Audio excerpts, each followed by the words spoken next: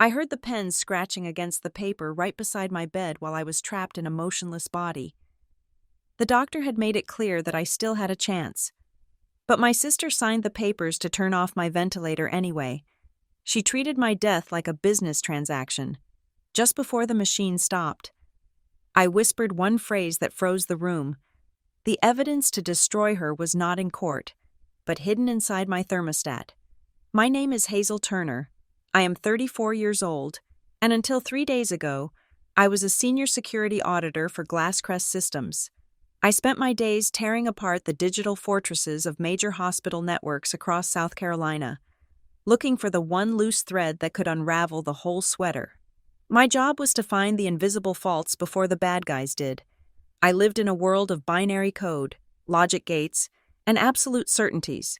If a system was compromised, I shut it down. If a breach occurred, I traced the log. I believed that truth was something you could always dig up if you had the right administrative privileges. But right now, the only system I cannot access is my own body. I am trapped inside a shell of flesh that refuses to obey my commands. My eyes are heavy, sealed shut like rusted steel doors. My fingers are dead weight. My legs feel like they belong to a mannequin across the room. I am suspended in a terrified, silent void, a condition the medical textbooks call locked-in syndrome. Though right now it feels less like a syndrome and more like a premature burial, the only thing working is my hearing. It has become hyperacute. Compensating for the blindness and the paralysis, I can hear everything. I hear the rhythmic hiss-click-hiss of the ventilator pushing oxygen into my lungs because my diaphragm has forgotten how to contract. I hear the erratic, syncopated beeping of the cardiac monitor, a digital metronome counting down the seconds of a life I am currently not living. I hear the squeak of rubber soles on linoleum, nurses rushing past, the squeaky wheel of a med cart, the low murmur of shift changes, and I smell the rubbing alcohol. It is a sharp, chemical sting that burns the inside of my nose, overlaying the scent of stale lilies that someone must have brought into the room. Then, I hear the sound that terrifies me more than the silence, the rhythmic, confident click of high heels, not the sensible rubber soles of the nursing staff. These are expensive heels, designer heels, the kind that strike the floor with the authority of someone who is used to giving orders and having them obeyed.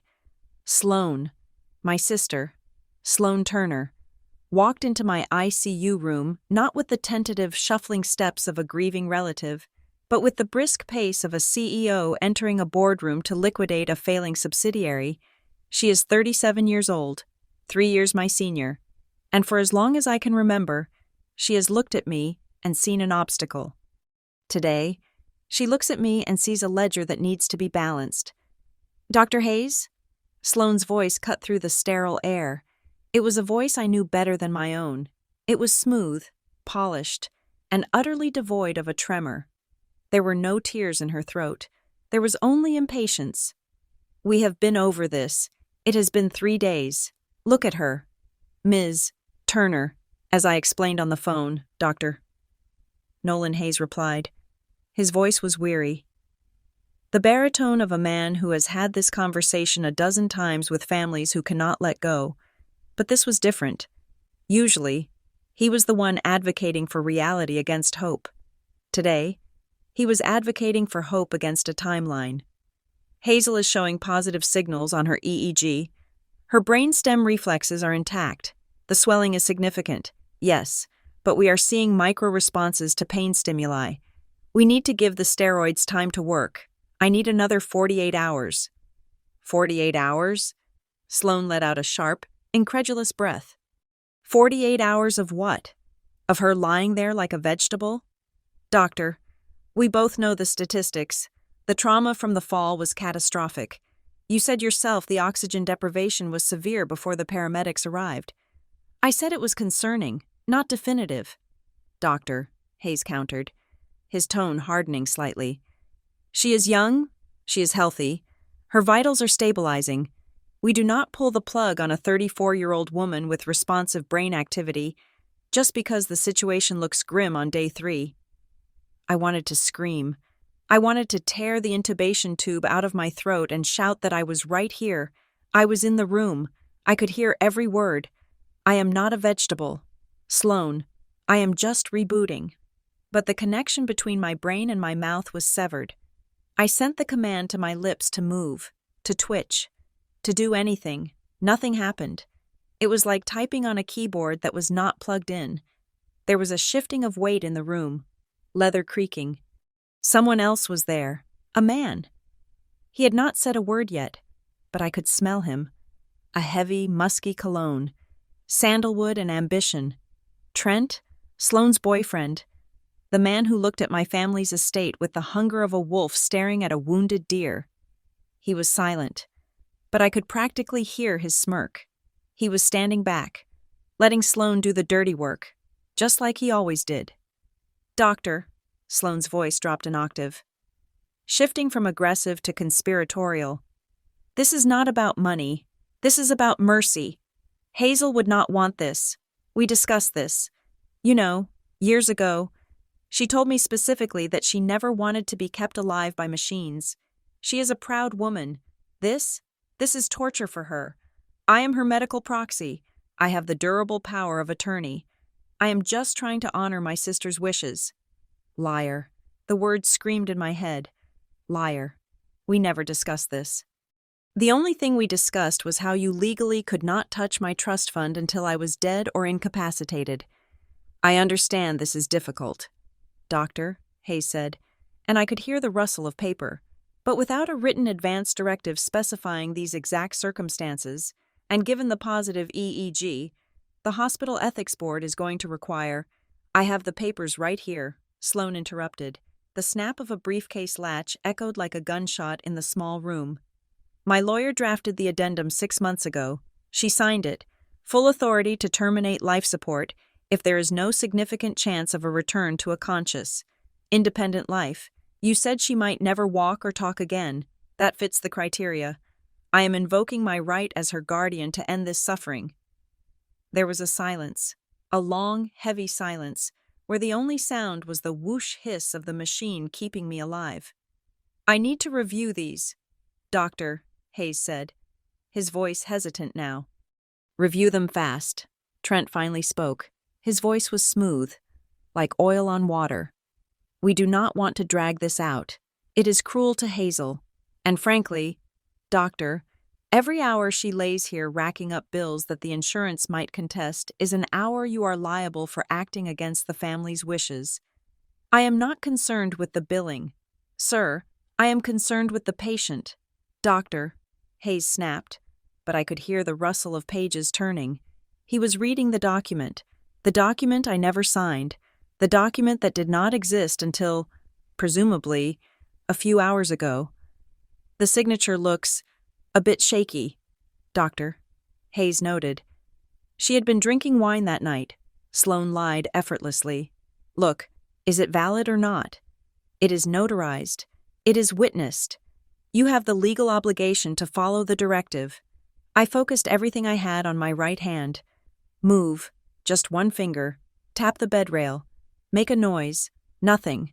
My body was a prison, and the warden was holding a pen.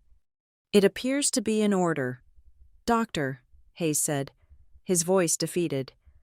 "Technically, you have the authority." "Good," Sloane said. "Then let's get it over with. I want to say goodbye to my sister and let her rest. I will need to prep the team. We usually wait for the morphine drip to—" "Just do it, Doctor," Sloane commanded. "She is not in pain. She is gone. Just turn off the machine." I felt a cold wave of terror wash over me that was so physical I thought my heart would stop before the machine did.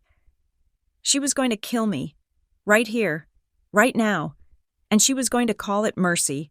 She was going to walk out of here with my death certificate in one hand and the keys to the family estate in the other. "Very well.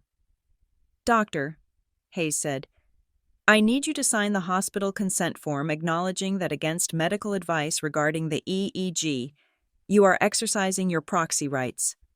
"Give me the pen," Sloane said. Then I heard it. Scritch, scratch. The sound of a ballpoint pen dragging across paper. It was a harsh, abrasive sound. Rrt, rrt. 2 seconds.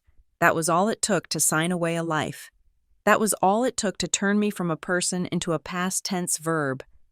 Done, Sloane said. The pen clattered onto the metal tray. Nurse, doctor, Hayes called out, his voice heavy with reluctance. Set the ventilator to standby. Prepare for extubation. No, I screamed inside my skull.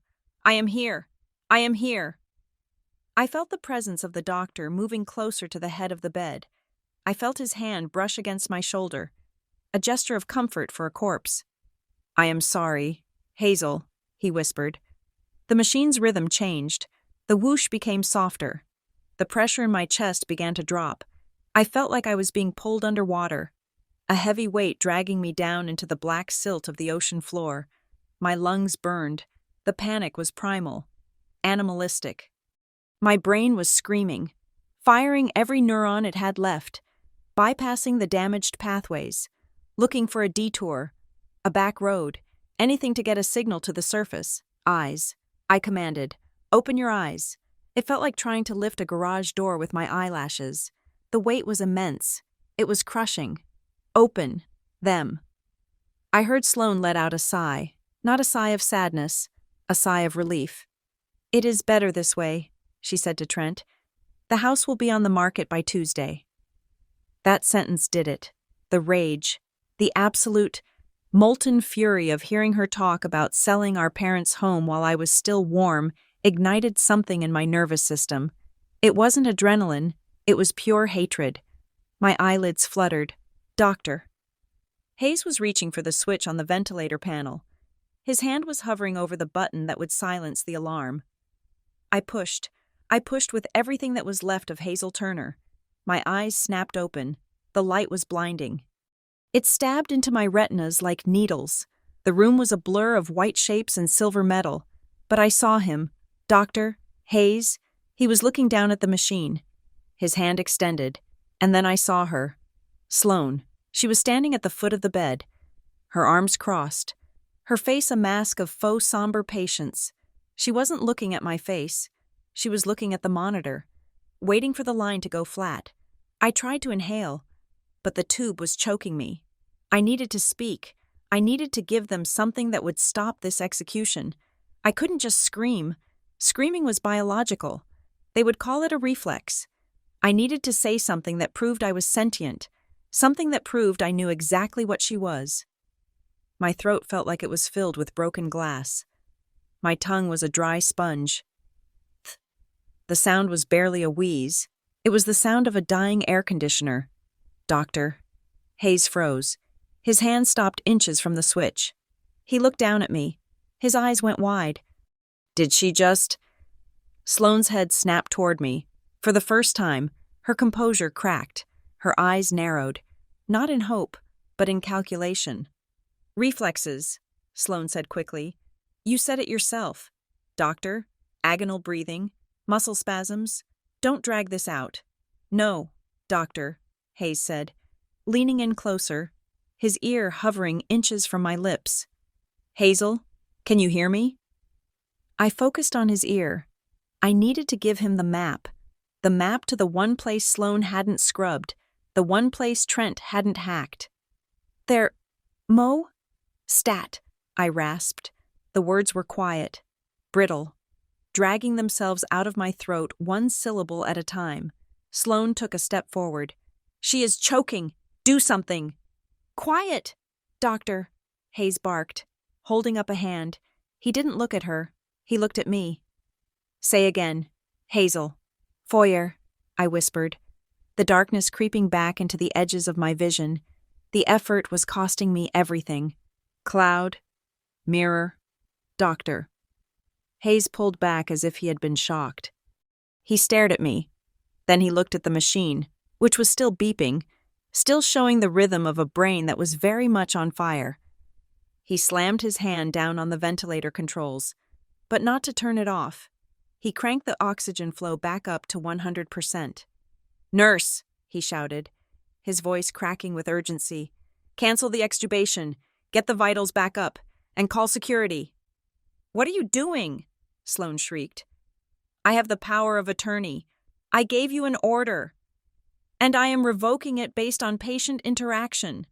Doctor, Hayes yelled back, placing his body between me and my sister. He was no longer the weary doctor. He was a wall. She is conscious. She is communicating. This is no longer a palliative case. Get out of my ICU. You cannot do this. Trent stepped forward, his size imposing, his hands balled into fists. We have rights. You have 5 seconds to leave before I have the hospital police arrest you for interfering with a critical patient. Doctor. Hayes snarled. He grabbed the phone on the wall. Code Gray in room 302. I need immediate security assistance. 2 nurses rushed in. Blocking the doorway, the room was suddenly chaotic, full of noise and movement. But for me, the world was narrowing down to one single point of clarity. I saw Sloane's face as the nurses ushered her toward the door. The mask had fallen completely. She looked feral. Her lips were pulled back from her teeth. She didn't look at the doctor. She looked right at me. And in her eyes, I didn't see fear of the police. I saw the terrifying realization of a gambler who had just bet the house and lost. But as she was shoved into the hallway, just before the heavy glass door slid shut, she twisted out of the nurse's grip for 1 second. She leaned in, her voice low, a venomous hiss that cut through the alarms and the shouting. She cannot know, Sloane said, her eyes locking onto mine with a promise of violence. Unless someone recorded it. The door slid shut. I lay there, the machine pumping air into my lungs, the tears finally leaking from the corners of my eyes. She thought she was safe. She thought the only witnesses were the walls. She forgot that in my house, even the walls have ears, and now, I just had to stay alive long enough to make them speak, to understand why my sister tried to kill me in an intensive care unit. You have to rewind the tape. You have to go back 5 years to the day the referee whistle blew and the game officially started. It began with rain. It always seems to begin with rain in Charleston. Our parents were driving back from a property inspection near Monk's Corner.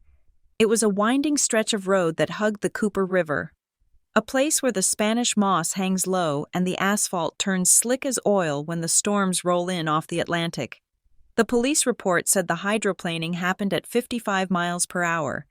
They hit a live oak tree. They died instantly. Just like that, the buffer zone between Sloane and me was gone. We were no longer 2 sisters orbiting the sun of our parents. We were 2 celestial bodies on a collision course. The funeral was a blur of black umbrellas and casseroles, but the reading of the will was sharp, high-definition reality. We sat in the lawyer's office in downtown Charleston, surrounded by mahogany bookshelves that smelled of old paper and wealth. Sloane was wearing a dress that was a little too short for a grieving daughter, and she was checking her phone every 3 minutes. I was sitting perfectly still, my hands folded in my lap, bracing myself for the impact I knew was coming. Our parents loved us both, but they only trusted one of us. The estate was substantial. There was the historic house on the Battery, a portfolio of blue-chip stocks, and the controlling shares of Turner Materials, the construction supply company our grandfather built from the ground up. It was enough money to ruin a person if they were not careful, and our parents knew Sloane was dangerous. The lawyer, Mr. Abernathy, cleared his throat and read the clause that would sever our sisterhood forever. He explained that while the assets were to be split 50-50 in value, the control was not. Everything was placed into a strict trust. Sloane would receive a generous monthly allowance, adjusted for inflation. Enough to live comfortably, but not enough to be reckless. However, she could not touch the principal. She could not sell the shares. She could not mortgage the house, and the trustee appointed to manage the fund, with sole discretion over any extraordinary withdrawals, was me. I remember the sound of the air conditioning unit humming in the silence that followed. Sloane did not scream, not at first. She just turned her head slowly to look at me, her eyes wide with a mixture of shock and betrayal. "You?" she whispered. "You are 3 years younger than me. You are the baby. Why you?" "Because, Sloane," I said, keeping my voice steady despite the knot in my stomach. Because Mom and Dad remembered the credit cards. It was a low blow. Perhaps, but it was the truth. 2 years prior, Sloan had run up $40,000 in debt, trying to launch a boutique fashion line that consisted mostly of buying other people's clothes and sewing her own labels on them. Mom and Dad had bailed her out. Then she borrowed another $15,000 from them for a car she crashed 3 months later.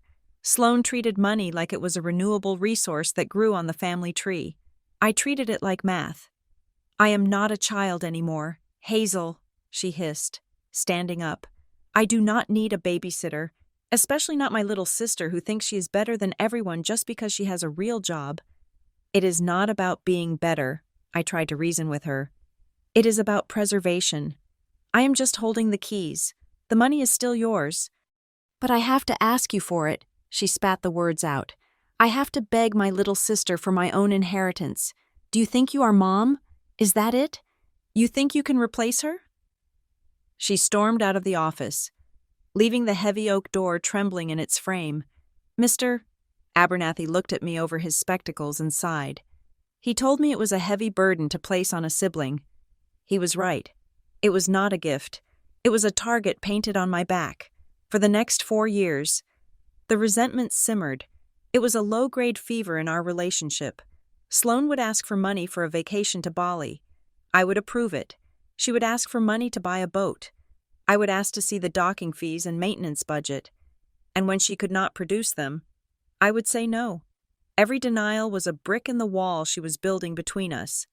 Then, 6 months ago, Trent Voss walked through the front door. Sloan brought him to Sunday brunch. He was tall, dressed in a suit that cost more than my first car, and he had a smile that showed too many teeth. He introduced himself as a venture capitalist, an entrepreneur, a man who moved mountains. He gripped my hand a little too firmly, his eyes scanning the foyer, calculating the square footage, estimating the value of the antique chandelier. "Hazel," he said, his voice smooth and rehearsed. "Sloan has told me so much about you. The financial wizard of the family. I disliked him instantly. It is an occupational hazard of being an auditor. I do not look at people and see potential. I look at people and see risk factors. Trent Voss was a walking red flag. He did not eat much. He spent the entire meal pitching. He did not call it conversation. He called it networking. He talked about synergy, about crypto assets, about leveraging liquidity. He used a lot of words to say absolutely nothing. And Sloan? She looked at him like he was the sun, and she was a flower that had been kept in the dark for too long. "Trent is helping me organize my portfolio," Sloan said, beaming. "He says I have been missing out on massive growth opportunities because the capital is sitting stagnant." "Safe is not stagnant," I corrected, slicing my eggs. "Safe is why we still have the house." Trent laughed, a dry, patronizing sound. "Safety is for people who are afraid to win.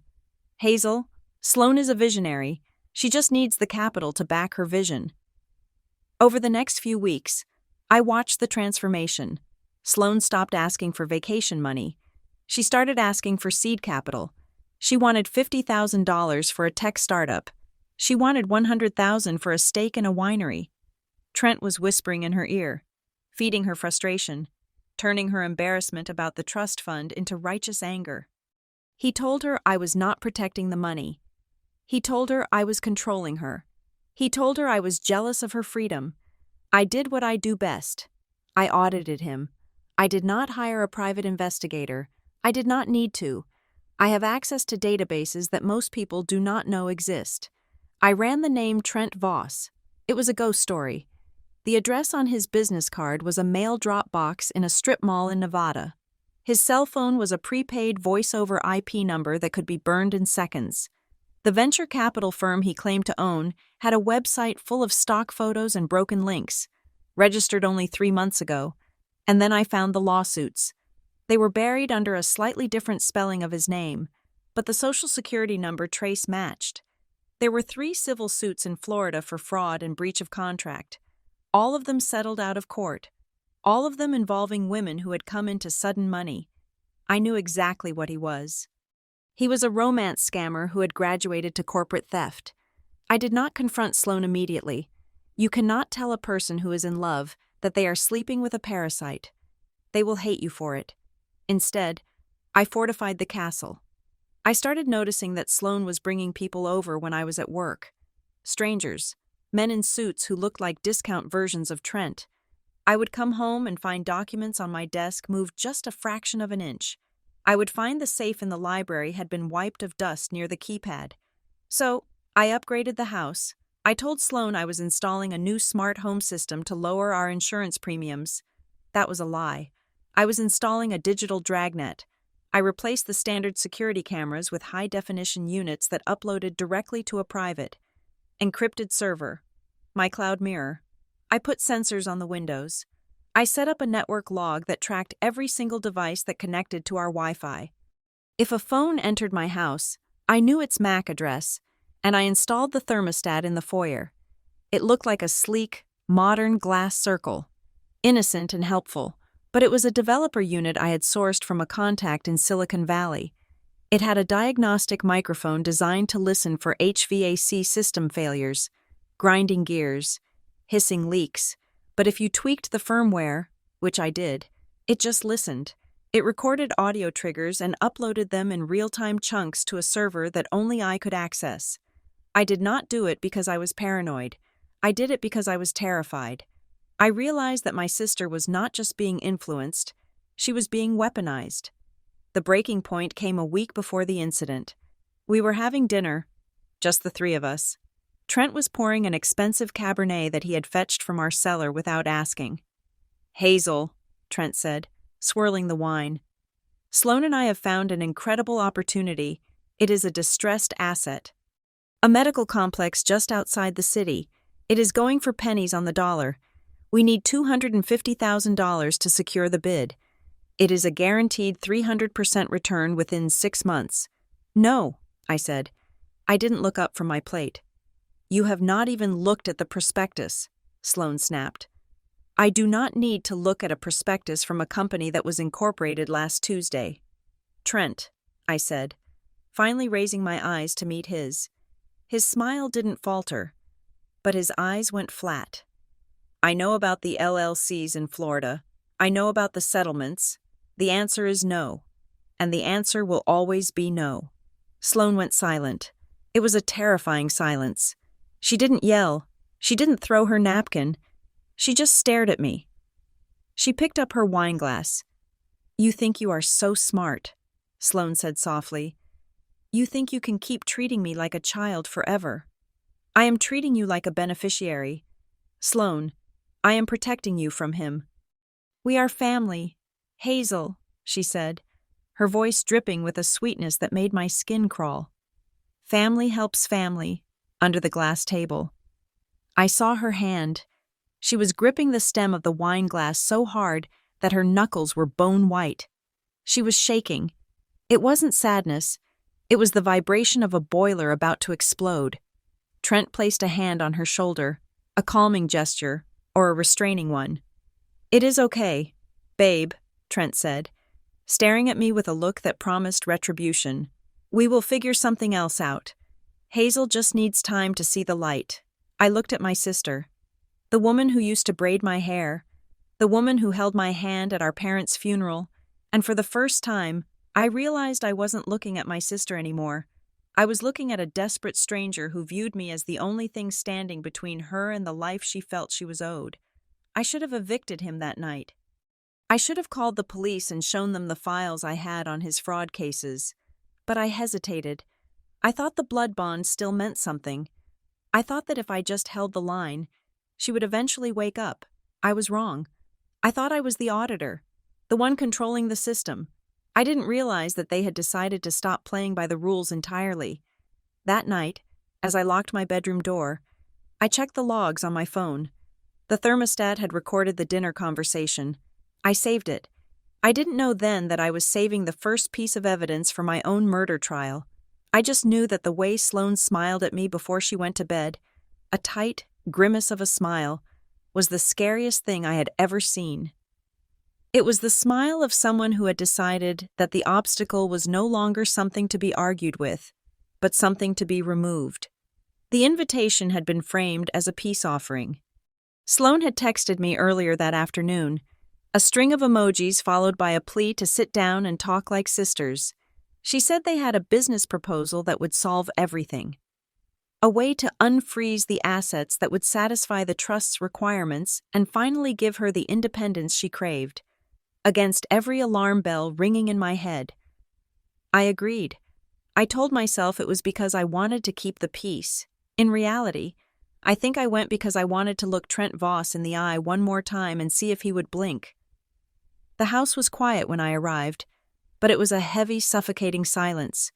The air conditioning was running, yet the foyer felt stifling. Sloane had set the dining room table with the good china, the set our mother used only for Thanksgiving. It felt like a stage play. "Hazel," Trent said. Standing as I entered the room, he was wearing a navy blazer and a smile that didn't reach his eyes. "Thank you for coming, really. We appreciate you keeping an open mind." Sloane was seated across from him. She looked brittle, her makeup perfectly applied but her eyes darting nervously between me and the thick, glossy folder sitting in the center of the table. "I am always open to reasonable investments." "Trent," I said, taking my seat. I didn't touch the wine he poured for me. "What is this?" "This," Trent said, sliding the folder across the mahogany surface, "is the future." I opened it. The cover read, "Voss Medical Real Estate, Coastal Expansion Project." The graphics were high resolution, depicting a gleaming glass facility surrounded by palm trees. It looked professional. It looked expensive. And to anyone who hadn't spent the last decade auditing healthcare systems, it probably looked legitimate. "It is a specialized care facility," Sloane said, her voice rushing out a little too fast. "Assisted living for high-net-worth retirees. Trent has secured the land rights. We just need the liquidity to break ground. The projected returns are massive. Hazel, we are talking about tripling the initial investment in 2 years." I flipped through the pages. I saw charts.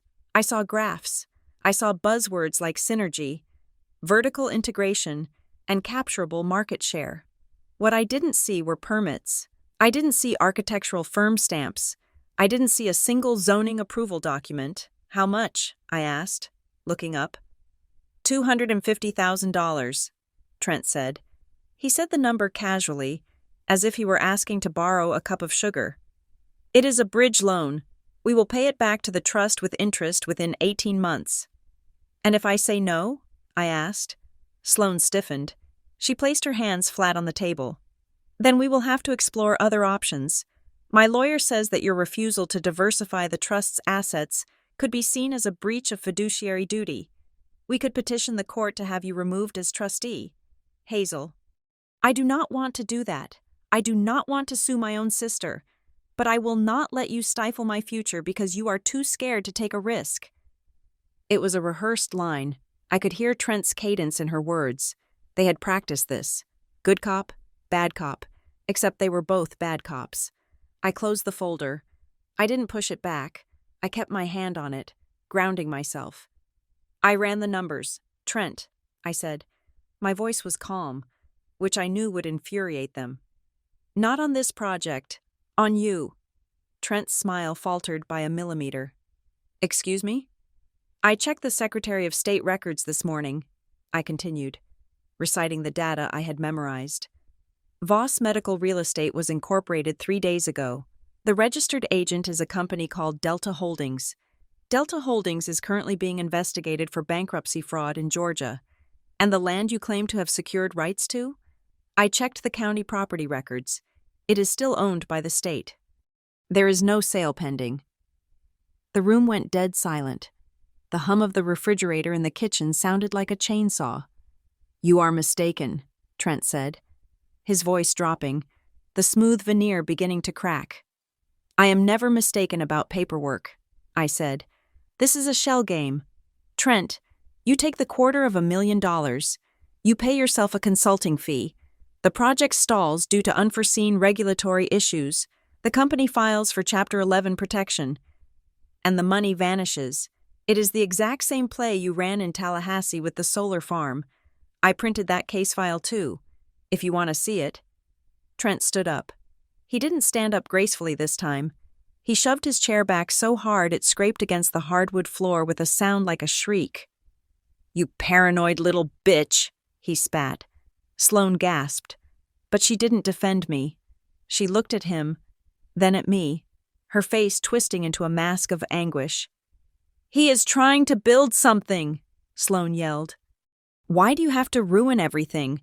Why do you have to dig and dig until you find dirt?" "Because he is a con artist. Sloane." I stood up too, my hands shaking now. "He is stealing from us. He is stealing from you." "You are just jealous," Sloane screamed, tears finally spilling over. "You are jealous because I have someone who loves me and you have nothing. You have your spreadsheets. You have your empty house. You are a sad, lonely stockroom clerk playing God with my money." "It is not your money until I say it is," I snapped. "And as long as he is in your life, the answer is no. It is no today. It is no tomorrow.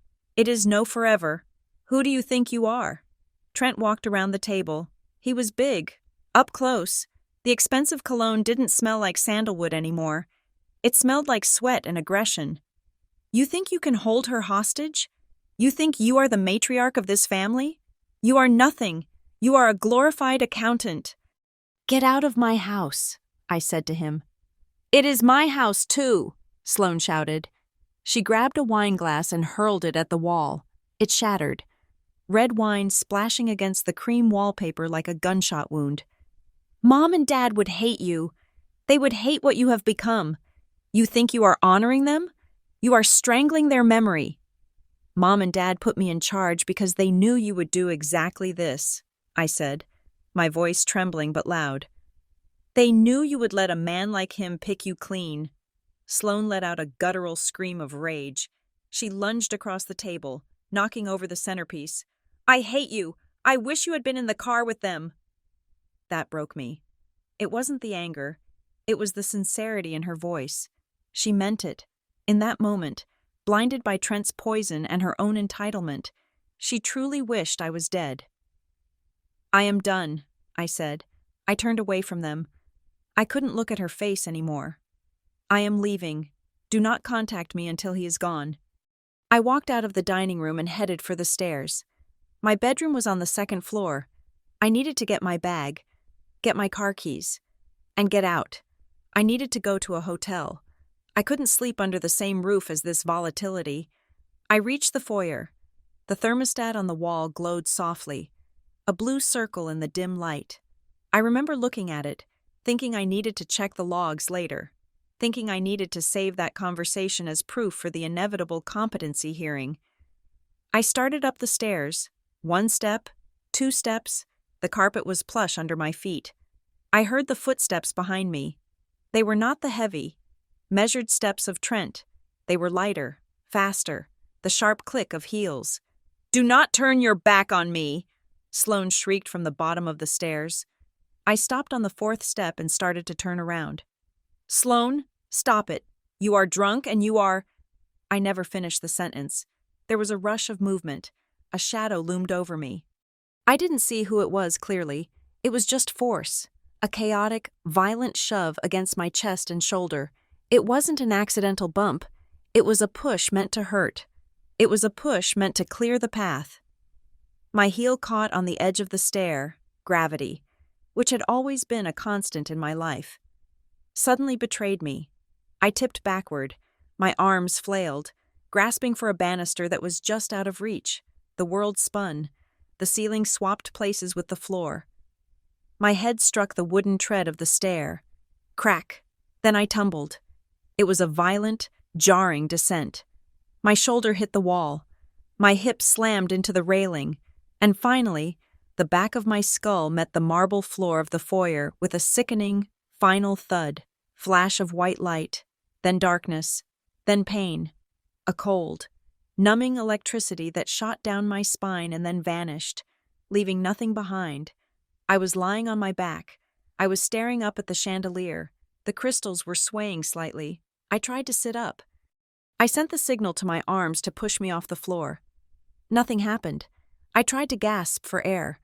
My chest hitched, a shallow, ragged intake of breath that sounded like it was coming from someone else. I couldn't move. I couldn't blink. I was a statue toppled in her own hallway. "Oh my God." Sloane's voice. It was high, thin, terrified. "Hazel? Hazel!" I heard her scramble down the few steps she had climbed. She fell to her knees beside me. I could see the edge of her dress. I could see her hand hovering over my face, shaking violently. "She is not moving," Sloane whimpered. Trent, she is not moving." Heavy footsteps approached. Trent stood over me. From my angle, he looked like a giant. He didn't kneel. He just stared down, his face unreadable. "Is she breathing?" Trent asked. I think so. It is shallow. Oh God, there is blood. Look at her head. I didn't mean to. She slipped. You saw it, right? She slipped." "Call 911. Sloane panicked, fumbling for her phone. "We have to call." "Wait," Trent said. The word hung in the air like smoke. "What?" Sloane looked up at him. "We have to call an ambulance." "I said wait," Trent repeated. His voice was calm, terrifyingly calm. He squatted down next to me. He wasn't checking my pulse. He was checking my eyes. He waved a hand in front of my face. I tried to follow it, tried to scream, but my eyes were fixed, staring blindly at the ceiling. "She is out cold. Maybe worse. Look at the angle of her neck. Trent, please." Sloane was sobbing now. "I killed her." "You didn't kill her," Trent said softly. "It was an accident. She fell. But listen to me. Sloane, think about what happens if she wakes up right now. Think about what she will say. She will say you pushed her. She will have you arrested. You will lose the trust. You will lose the house. You will go to prison." I don't care. She is my sister." "You care," Trent hissed. "You care about the life we are trying to build. Look at her. Sloane, if she survives this, she destroys us. She destroys you." "What are you saying?" Sloane whispered. "I am saying, let's wait," Trent said. "Just a few minutes. Let's make sure." "Make sure of what?" "Make sure she doesn't tell the police a story that ruins your life." I lay there, screaming inside my own mind. "I can hear you. I am right here. Call the damn ambulance." But the minutes ticked by. I counted them by the swaying of the chandelier. 1 minute, 2 minutes, 3 minutes. The silence was heavy, broken only by Sloane's jagged breathing and the steady, rhythmic ticking of the grandfather clock in the living room. They stood there and watched me bleed. They stood there and debated the pros and cons of my survival. "She is not waking up," Trent finally said. Okay. Now we call. But listen to me. She fell. You were in the dining room. I was in the kitchen. We heard a crash. We ran out. That is the story. Do not deviate." "She fell," Sloane repeated, her voice hollow. "She fell." "Call them," Trent ordered. Sloane dialed. I heard the operator's voice, tinny and distant. 911, what is your emergency?" "My sister," Sloane cried, and the acting began. The tears were real, but the context was a lie. "She fell down the stairs. There is blood everywhere. Please, send someone." "We are dispatching a unit now. Ma'am, is she breathing?" "Barely. Please hurry." They played their parts perfectly. Trent moved a rug to make it look like I had tripped. Sloane paced, wailing for the benefit of the recording, but in their panic, in their calculated delay, they forgot one thing: the thermostat. I was lying 10 feet away from it. It had heard the argument. It had heard the scream. It had heard the thud. And most damning of all, it had heard the silence. It had logged the exact second I hit the floor, and it would log the exact second Sloane dialed 911. There was a 6-minute gap. 6 minutes where they stood over my body and decided my fate. 6 minutes that proved this wasn't an accident. It was a decision. The sirens grew louder. The red and blue lights swept across the foyer walls. mixing with the crystal reflections of the chandelier. Paramedics burst in. I was lifted, strapped, intubated. The chaos was overwhelming. As they loaded me onto the stretcher, the world began to fade into a gray fog.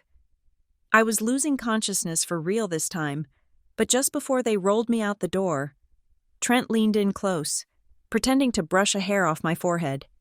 "If she lives," he whispered, so low that only I could hear. "We lose everything." The doors of the ambulance slammed shut, and as the siren wailed, dragging me into the darkness, I made myself a promise. I would live, and they would lose everything. The war for my life did not look like a battlefield. It looked like paperwork. By the time Sloan and Trent came prowling back into the ICU with that briefcase and those clean, crisp pages, we had already done the dance. Doctor. Hayes asking for time. Sloan demanding an ending. Trent turning the threat of a lawsuit into a weapon sharp enough to cut through hospital policy. I won't drag you through the same argument twice. Here's the part that matters. The part they never meant anyone to hear. They stepped out into the hallway. And the door didn't pull shut all the way. The ICU had that strange acoustics where sound skated across tile and came back louder, like the building itself was eavesdropping. Sloan dropped her performance voice. "Is it going to hold?" she whispered. "It will hold long enough," Trent said, low, certain, the voice of a man already spending money that wasn't his. "I called the notary guy. He's backdating the logbook as we speak, if anyone checks. You signed that thing in January." Sloan exhaled like she'd been holding her breath for 3 days. "The bank called me," she said. "They're freezing the joint account until probate clears or until Hazel is declared, dead," Trent supplied, like he was reading off a grocery list. "Say it. Until she's dead. Once the certificate is signed, you're the sole beneficiary. We liquidate the portfolio by Friday." My stomach twisted. Even trapped in a body that wouldn't move, I could feel the greed in the air like perfume that had gone rancid. "I have a buyer lined up for the house," Trent continued. "Cash offer, no inspection." "No inspection?" Sloane's voice sharpened. "We don't want anyone looking too close at the wiring," he chuckled. "Or the thermostat." That word landed inside my skull like a hammer. They weren't just trying to end me. They were trying to erase the scene, sell it, gut it, bury it under new paint and clean paperwork. They were turning my life into a transaction and my home into a cleanup job. "Just get it done," Sloane hissed.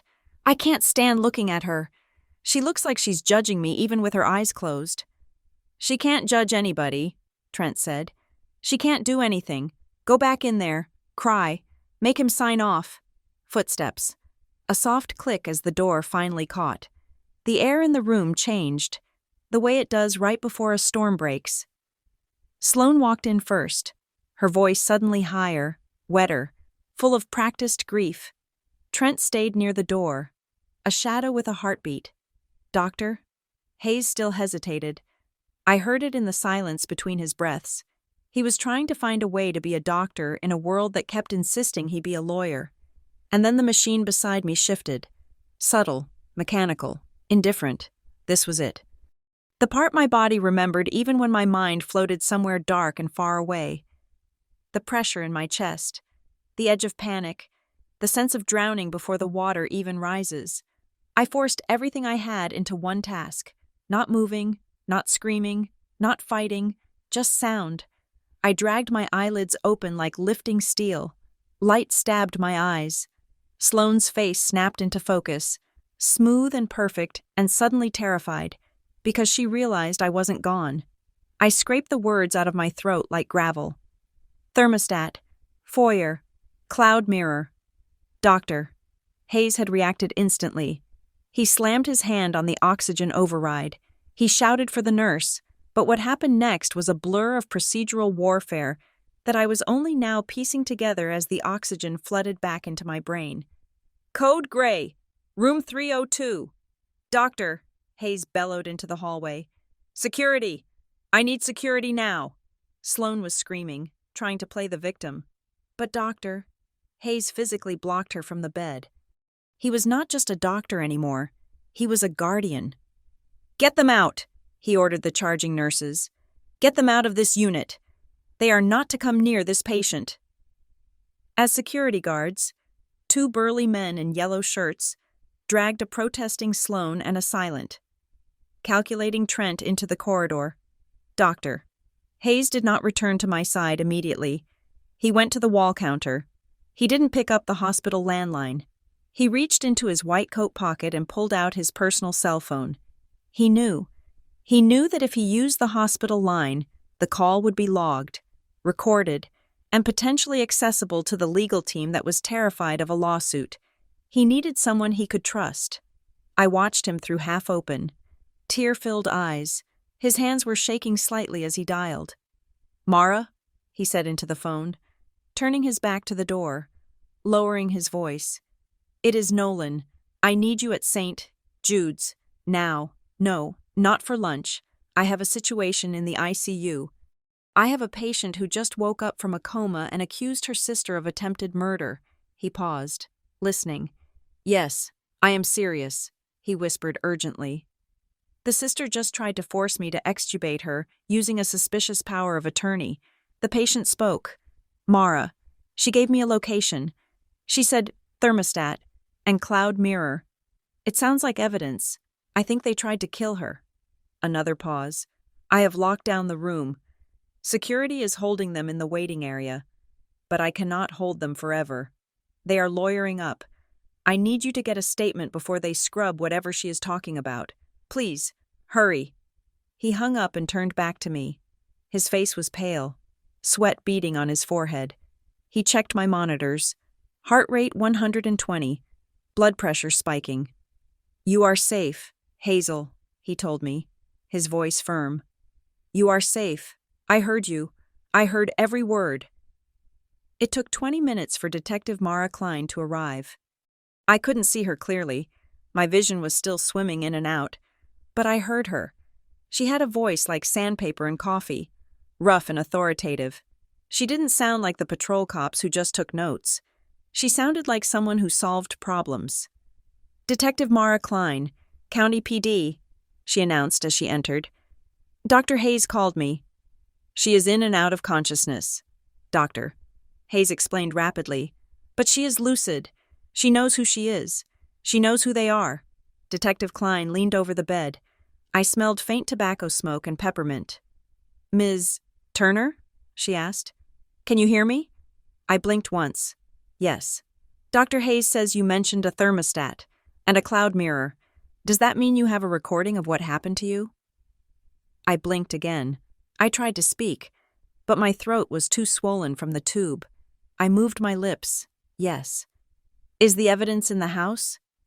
"Yes." "Okay." Klein straightened up. "That gives me probable cause, but it is thin. If the sister owns the house, she can deny consent for a search. I need a warrant. And to get a warrant based on 3 words from a semi-conscious patient is going to take a judge who owes me a favor." "They are trying to sell the house," I rasped. The words were barely audible. "Trent. Destroying. It." Klein's eyes narrowed. "Who is Trent?" "The boyfriend. Doctor," Hayes supplied.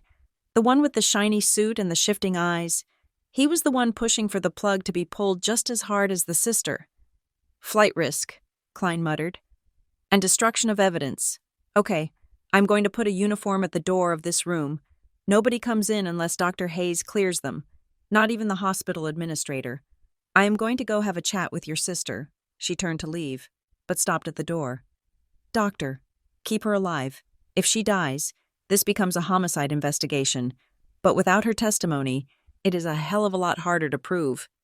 "She is not going anywhere, Doctor," Hayes promised. Through the glass wall of the ICU room, I could see the commotion in the waiting area. Detective Klein was talking to Sloane. Sloane was waving her arms, pointing at the advance directive, playing the outraged guardian. She was good. She looked genuinely confused and hurt. But then I saw Trent. He wasn't arguing. He wasn't looking at the detective. He was looking at his phone. He was typing furiously. His thumbs were blurring across the screen. He looked up, and for a split second, His eyes met mine through the layers of glass. He didn't look angry anymore. He looked efficient. He slipped his phone into his pocket, turned, and walked away. He didn't run. He just walked toward the elevators with the casual stride of a man who realized the plan had changed and he needed to cut his losses. "He is leaving!" I tried to shout, but it came out as a gurgle. "Doctor." Hayes followed my gaze. "Where is he going?" Detective Klein was too busy dealing with Sloane's theatrics to notice Trent slipping into the elevator. The doors closed. Swallowing him, a cold dread settled in my stomach. It wasn't just fear of him escaping, it was something else. I was a security auditor. I knew how these things worked. If Trent realized I was awake, if he realized I had pointed them to the cloud, his first move wouldn't be to run to Mexico. His first move would be to burn the server. I could feel it, almost as if it were happening to my own body. Somewhere in the digital ether, a login request was hitting my private server, a password was being entered, a two-factor authentication code was being bypassed using a cloned SIM card. Beep, beep, beep. The monitor picked up my rising panic. "Calm down. Hazel. Doctor." Hayes soothed. "The police are handling it." But they weren't handling this. They were looking for physical evidence in a physical house. They didn't know that the real war was happening on a server farm in Virginia. Trent wasn't just leaving the hospital, he was logging in. And I lay there, helpless, praying that my encryption was stronger than his desperation. The race wasn't just to the house anymore. It was a race to the delete button. While I lay in the hospital bed, staring at the ceiling tiles and counting the rhythmic whoosh of the ventilator that was now assisting. Rather than forcing my breath, a different kind of operation was taking place 5 miles away. I did not see it with my own eyes, but I know the protocols, I know the timestamps, and later, when I read the case files, I could visualize every second of the raid on my home as if I were a ghost floating through the data streams I had built. Detective Mara Klein did not waste time. She knew that digital evidence is more fragile than human memory. It can be wiped, overwritten, or corrupted with a single keystroke.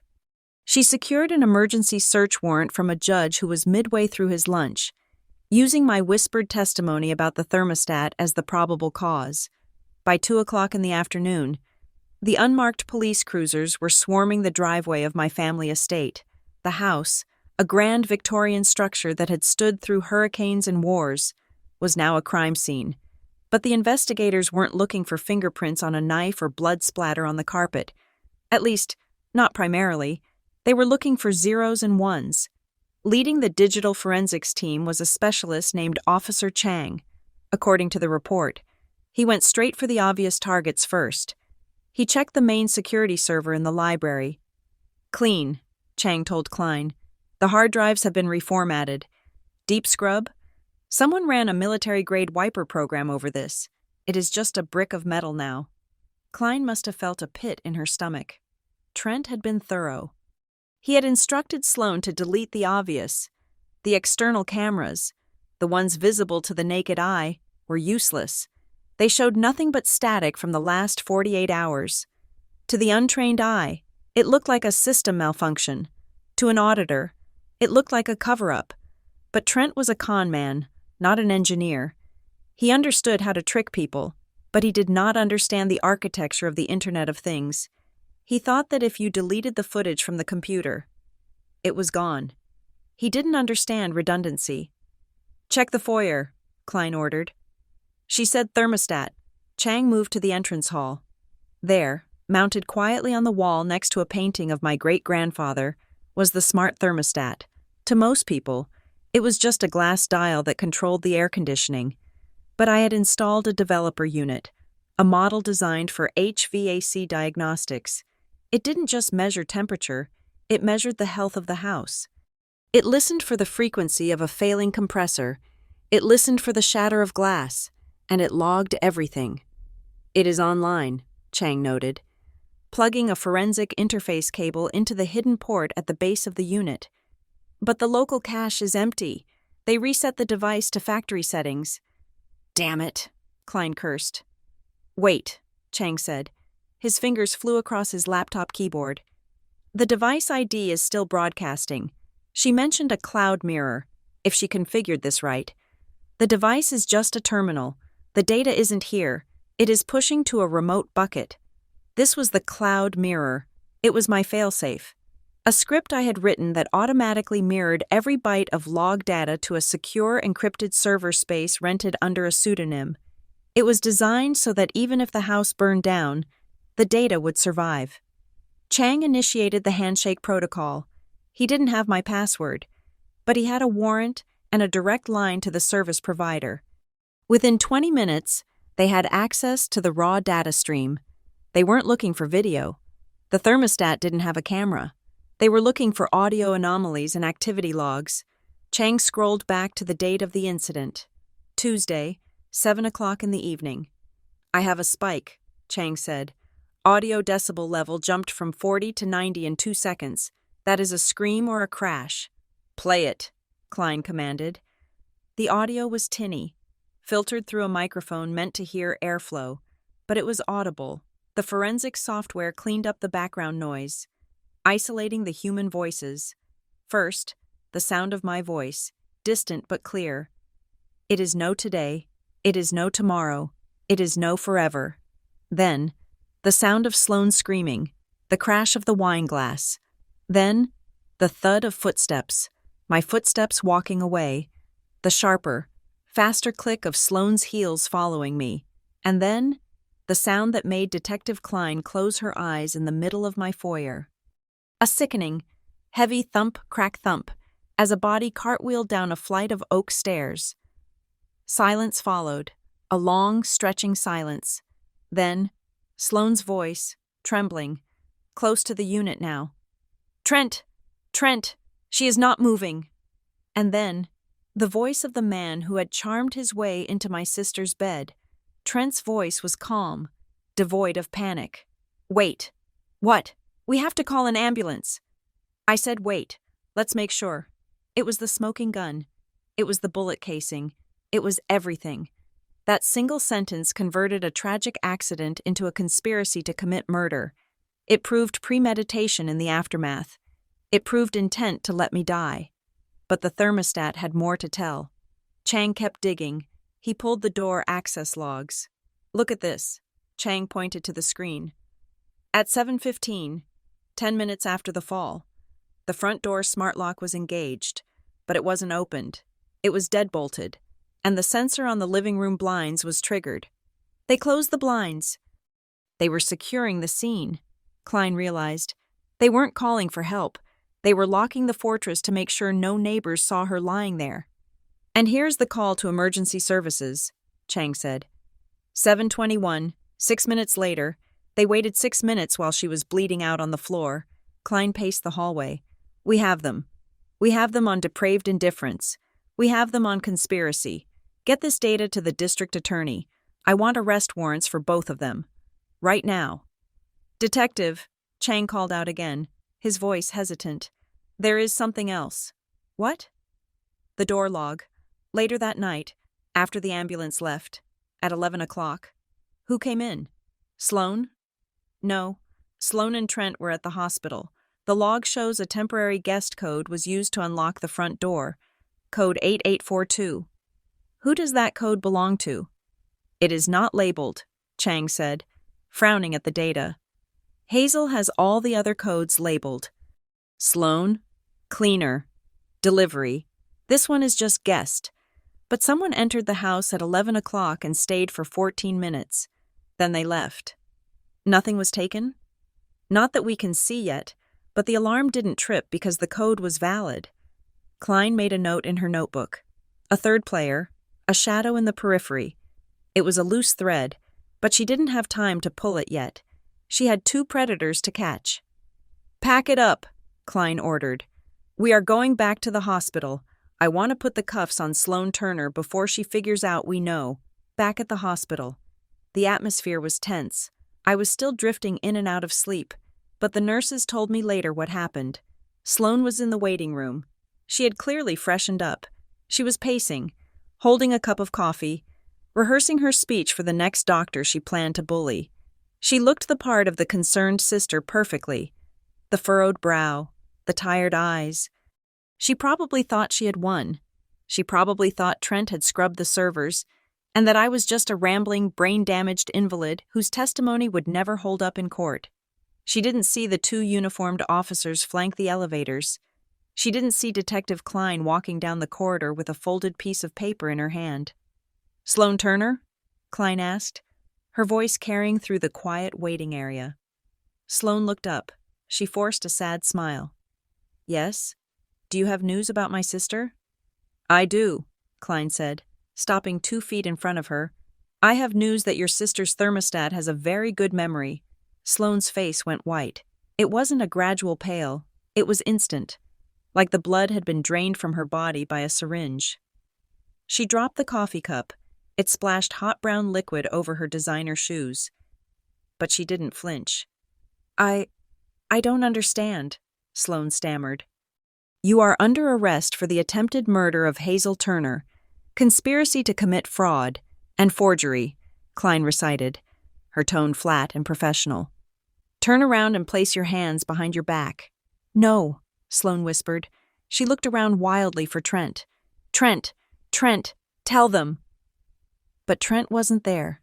Trent, the man who claimed to love her, the man who had whispered in her ear that they were partners, was standing near the emergency exit at the far end of the hall. He saw the uniforms. He saw the handcuffs coming out, and he made a choice. He didn't step forward to defend her. He didn't call a lawyer. He locked eyes with Sloane for 1 second, a second of cold, detached calculation, and then he turned and pushed through the heavy fire doors. "He is running!" one of the officers shouted. "Secure the suspect!" Klein yelled, grabbing Sloane's wrist as my sister tried to lunge after him. "He is leaving me!" Sloane screamed, the reality finally shattering her delusion. "Trent, do not leave me!" Klein slammed Sloane against the wall, gently enough to follow protocol, hard enough to stop her struggling, and clicked the cuffs onto her wrists. "He was always going to leave you, honey," Klein said into Sloane's ear. "That is what guys like him do." Down the hall, the alarm on the emergency door was blaring. Wah, wah. It was the soundtrack to Trent's exit. He was fast.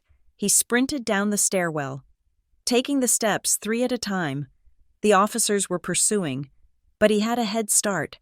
He burst out into the rear parking lot, the rain starting to fall again, mimicking the night our parents died.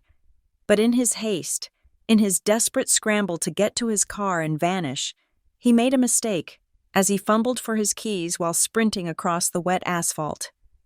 His jacket pocket flapped open. A small, silver object tumbled out. It hit the ground with a metallic clink and skittered under a parked sedan. Trent hesitated. He looked back. The police burst through the doors behind him. He looked at the object, then at his car. He chose the car. He dove into the driver's seat, gunned the engine of his rental, and peeled out of the lot, just as the officers reached the curb. They didn't shoot. The lot was too crowded. He was gone.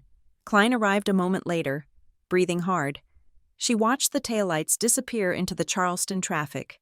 "Put an APB out," she barked into her radio.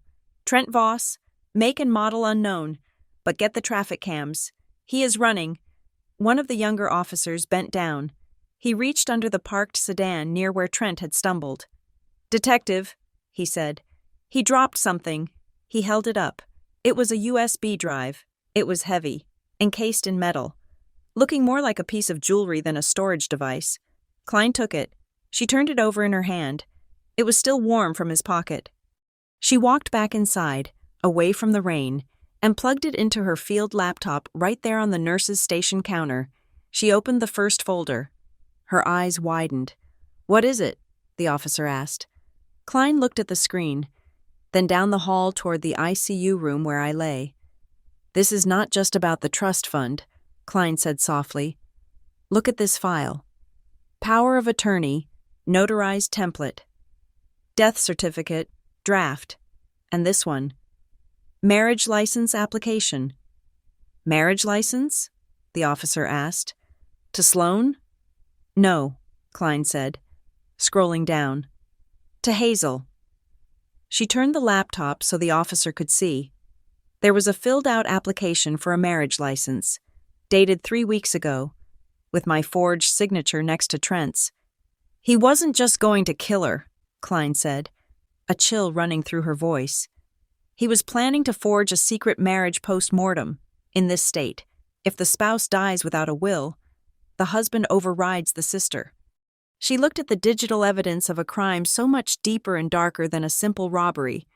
She didn't just want money, Klein corrected her earlier thought about Sloan. But he wanted legal ownership of everything, and he wanted it this week. The USB drive was a Pandora's box, and Trent had just left it wide open. I thought that walking out of the hospital would be the end of the nightmare. I thought that the sliding glass doors of Glasscrest Systems had prepared me for any security breach. But I was wrong. I was prepared for hackers, for malware, for brute force attacks on servers. I was not prepared for the weaponization of human empathy. I returned to my house on a Tuesday. The foyer had been scrubbed clean by a professional crime scene remediation team, but I could still see the ghost of my own body lying on the marble floor. My head throbbed with a dull, persistent ache, a reminder of the hairline fracture that was still knitting itself back together. I walked with a cane, my balance compromised, my movements slow and deliberate. I expected silence. I expected the peace that comes after the villain has been locked away. I was naive. Sloan was not in a jail cell. She was in a luxury hotel suite downtown. Her lawyer, a man named Sterling Vance who cost $800 an hour, had argued that she was not a flight risk. He argued that the thermostat evidence was circumstantial, a glitch in a piece of experimental technology. He argued that she was a grieving sister who had been misunderstood in a moment of high stress. The judge, a man who played golf at the same club our father used to belong to, set bail at $500,000. Sloan paid it within 2 hours. Or rather, someone paid it for her. I sat on my living room sofa, wrapped in a blanket, and watched the second assault begin. It did not happen in the physical world. It happened on the glowing screen of my phone. "Do not look at it, Hazel," Kendra Miles said. Kendra was my best friend, the kind of person who shows up with lasagna and a shotgun when things go wrong. She was currently pacing my kitchen, aggressively cleaning countertops that were already spotless. "Just put the phone down," but I could not. Sloan had launched a channel. She was live streaming, in the video. She was not the woman who had screamed at me to die. She was not the woman who had ordered a doctor to pull the plug. She was wearing an oversized gray sweater that made her look small and fragile. She wore no makeup. Her hair was pulled back in a messy, careless bun. She sat in front of a window with soft, natural light, holding a framed photograph of our parents. "I just want my sister back," Sloan whispered into the camera. Her voice cracked perfectly. "You guys have to understand. Hazel, she has been struggling for a long time. The pressure of the trust fund, the isolation. She started seeing things. She started getting paranoid. I watched, my hand gripping the phone so hard my knuckles turned white. The viewer count was climbing. 5,000, 10,000, 15,000. She has had issues with substances." Sloan lied, wiping away a tear that wasn't there. "Prescription meds, wine, that night. She was confused. She fell. I tried to help her. I wanted to make the medical decisions that would stop her pain. And now? Now she has twisted it into this horrible story because she is sick. She needs help, not a police investigation." The comments section was a waterfall of misplaced sympathy. "Stay strong. Sloan. Addiction destroys families. So sorry you are going through this. The sister sounds toxic. She is probably doing this for attention. Free Sloan." "She is rewriting reality," I said, my voice shaking. "She is painting me as the villain in my own murder attempt." "It is a distraction," Kendra said, snatching the phone from my hand and tossing it onto the cushion. "She is trying to pollute the jury pool. It is a classic defense tactic. If she can make 12 people believe you are an unreliable junkie, the recording won't matter." "It matters to me," I said. People are believing her. Strangers are believing her, Kendra corrected. And strangers do not decide your fate. Evidence does. But the strangers were loud. My email inbox, which I had foolishly left open on my laptop, started to ping, once, twice, then a steady rhythm of notifications, hate mail, death threats, people telling me I was ungrateful, people telling me I should be ashamed for dragging my saint of a sister through the mud. It was a digital siege. I felt suffocated, trapped in my own home by an invisible mob. Then, the tone changed. It wasn't just hate mail anymore. It was leverage. Kendra had gone to the grocery store to get more supplies, leaving me alone for an hour. I knew I shouldn't have turned the television on, but the silence was too loud. I tuned into a local news channel, expecting a weather report. Instead, I saw a segment on the Turner case, and then I saw the photo. It was grainy, taken with a long-lens camera from across a street. It showed a little girl with pigtails, wearing a plaid school uniform, climbing into a car. My heart stopped. It was Maisie, my 7-year-old daughter. I had kept Maisie out of this. I had kept her out of everything, since the divorce 3 years ago. Her father, Mark, and I had a strict agreement about privacy. When the accident happened, Mark had taken her to his cabin in the Blue Ridge Mountains to shield her. She didn't know I had been in a coma. She thought Mommy was on a business trip, but there she was, on the screen. The headline on the gossip ticker read, "Is Hazel Turner fit to parent? Sources allege child endangerment linked to prescription abuse." The air left the room. They had crossed the line. Attacking me was strategy. Attacking my child was war. I didn't cry. The tears that had been threatening to fall all morning suddenly evaporated. A cold, hard clarity settled over me. It was the same feeling I got when I found a 0-day exploit in a bank's firewall. I stopped being a victim. I became an auditor. I reached for my phone. I didn't open social media. I opened my contacts. "Dana," I said when the call connected. Dana Price was not a warm woman. She was a shark in a tailored pantsuit. She specialized in digital defamation and high-stakes corporate litigation. We had worked together once when Glasscrest Systems was sued by a disgruntled vendor. She had destroyed them in 3 days. "I saw the photo of Maisie," Dana said. No hello, no pleasantries. She knew exactly why I was calling. "I want them buried," I said. "Not just Sloan, the network that ran the photo, the source who leaked it, Trent, all of them." "I am already drafting the cease and desist orders," Dana replied, the sound of her typing furious in the background. "But Hazel, this is getting dirty. Sloan is not doing this alone. She is not smart enough to coordinate a multi-platform smear campaign while facing an attempted murder charge. She has backing." "Trent," I said. "Trent is a grifter," Dana said. "This is PR crisis management. This is high-level legal maneuvering. Someone is advising them. We need to find out who—" "I have something else," I said. "The medical papers, the advance directive she tried to use to kill me. What about it?" "It wasn't just forged," I said, my mind racing through the logic. "Sloan produced it too fast. And Dr. Hayes, he seemed confused about where it came from. I need you to look into the hospital's digital audit trail." "I am on it," Dana said. "Meet me at my office tomorrow at 9. Bring everything, the hard drives, the logs. And Hazel, do not watch the live stream." I hung up and immediately dialed Dr. Hayes. He answered on the second ring. "Hazel, are you okay? Did you see the news?" "I saw it," I said. "Dr. Hayes, I need to know about the document, the power of attorney. How did it get into your system?" "That is what I have been trying to figure out." "Doctor," Hayes said, his voice lowered as if he were afraid of being overheard. "After you were discharged, I went to medical records. I wanted to see the physical copy, but there wasn't one." "What do you mean?" "I mean the file Sloan waved in my face. She took it with her when security dragged her out, but a digital copy had been uploaded to your patient profile 15 minutes before she arrived in the ICU." "Who uploaded it?" I asked, the auditor in me taking over. The log says it was uploaded from an internal terminal. Doctor, Hayes said. Terminal 4B. That is in the administrative wing. But Hazel, the user ID used to authorize the upload, it belongs to a nurse who has been on maternity leave for 2 months. Someone stole her credentials, I deduced. Or someone bought them. Doctor, Hayes said grimly, I have opened an internal investigation. Administration is trying to shut me down. They are terrified of a scandal.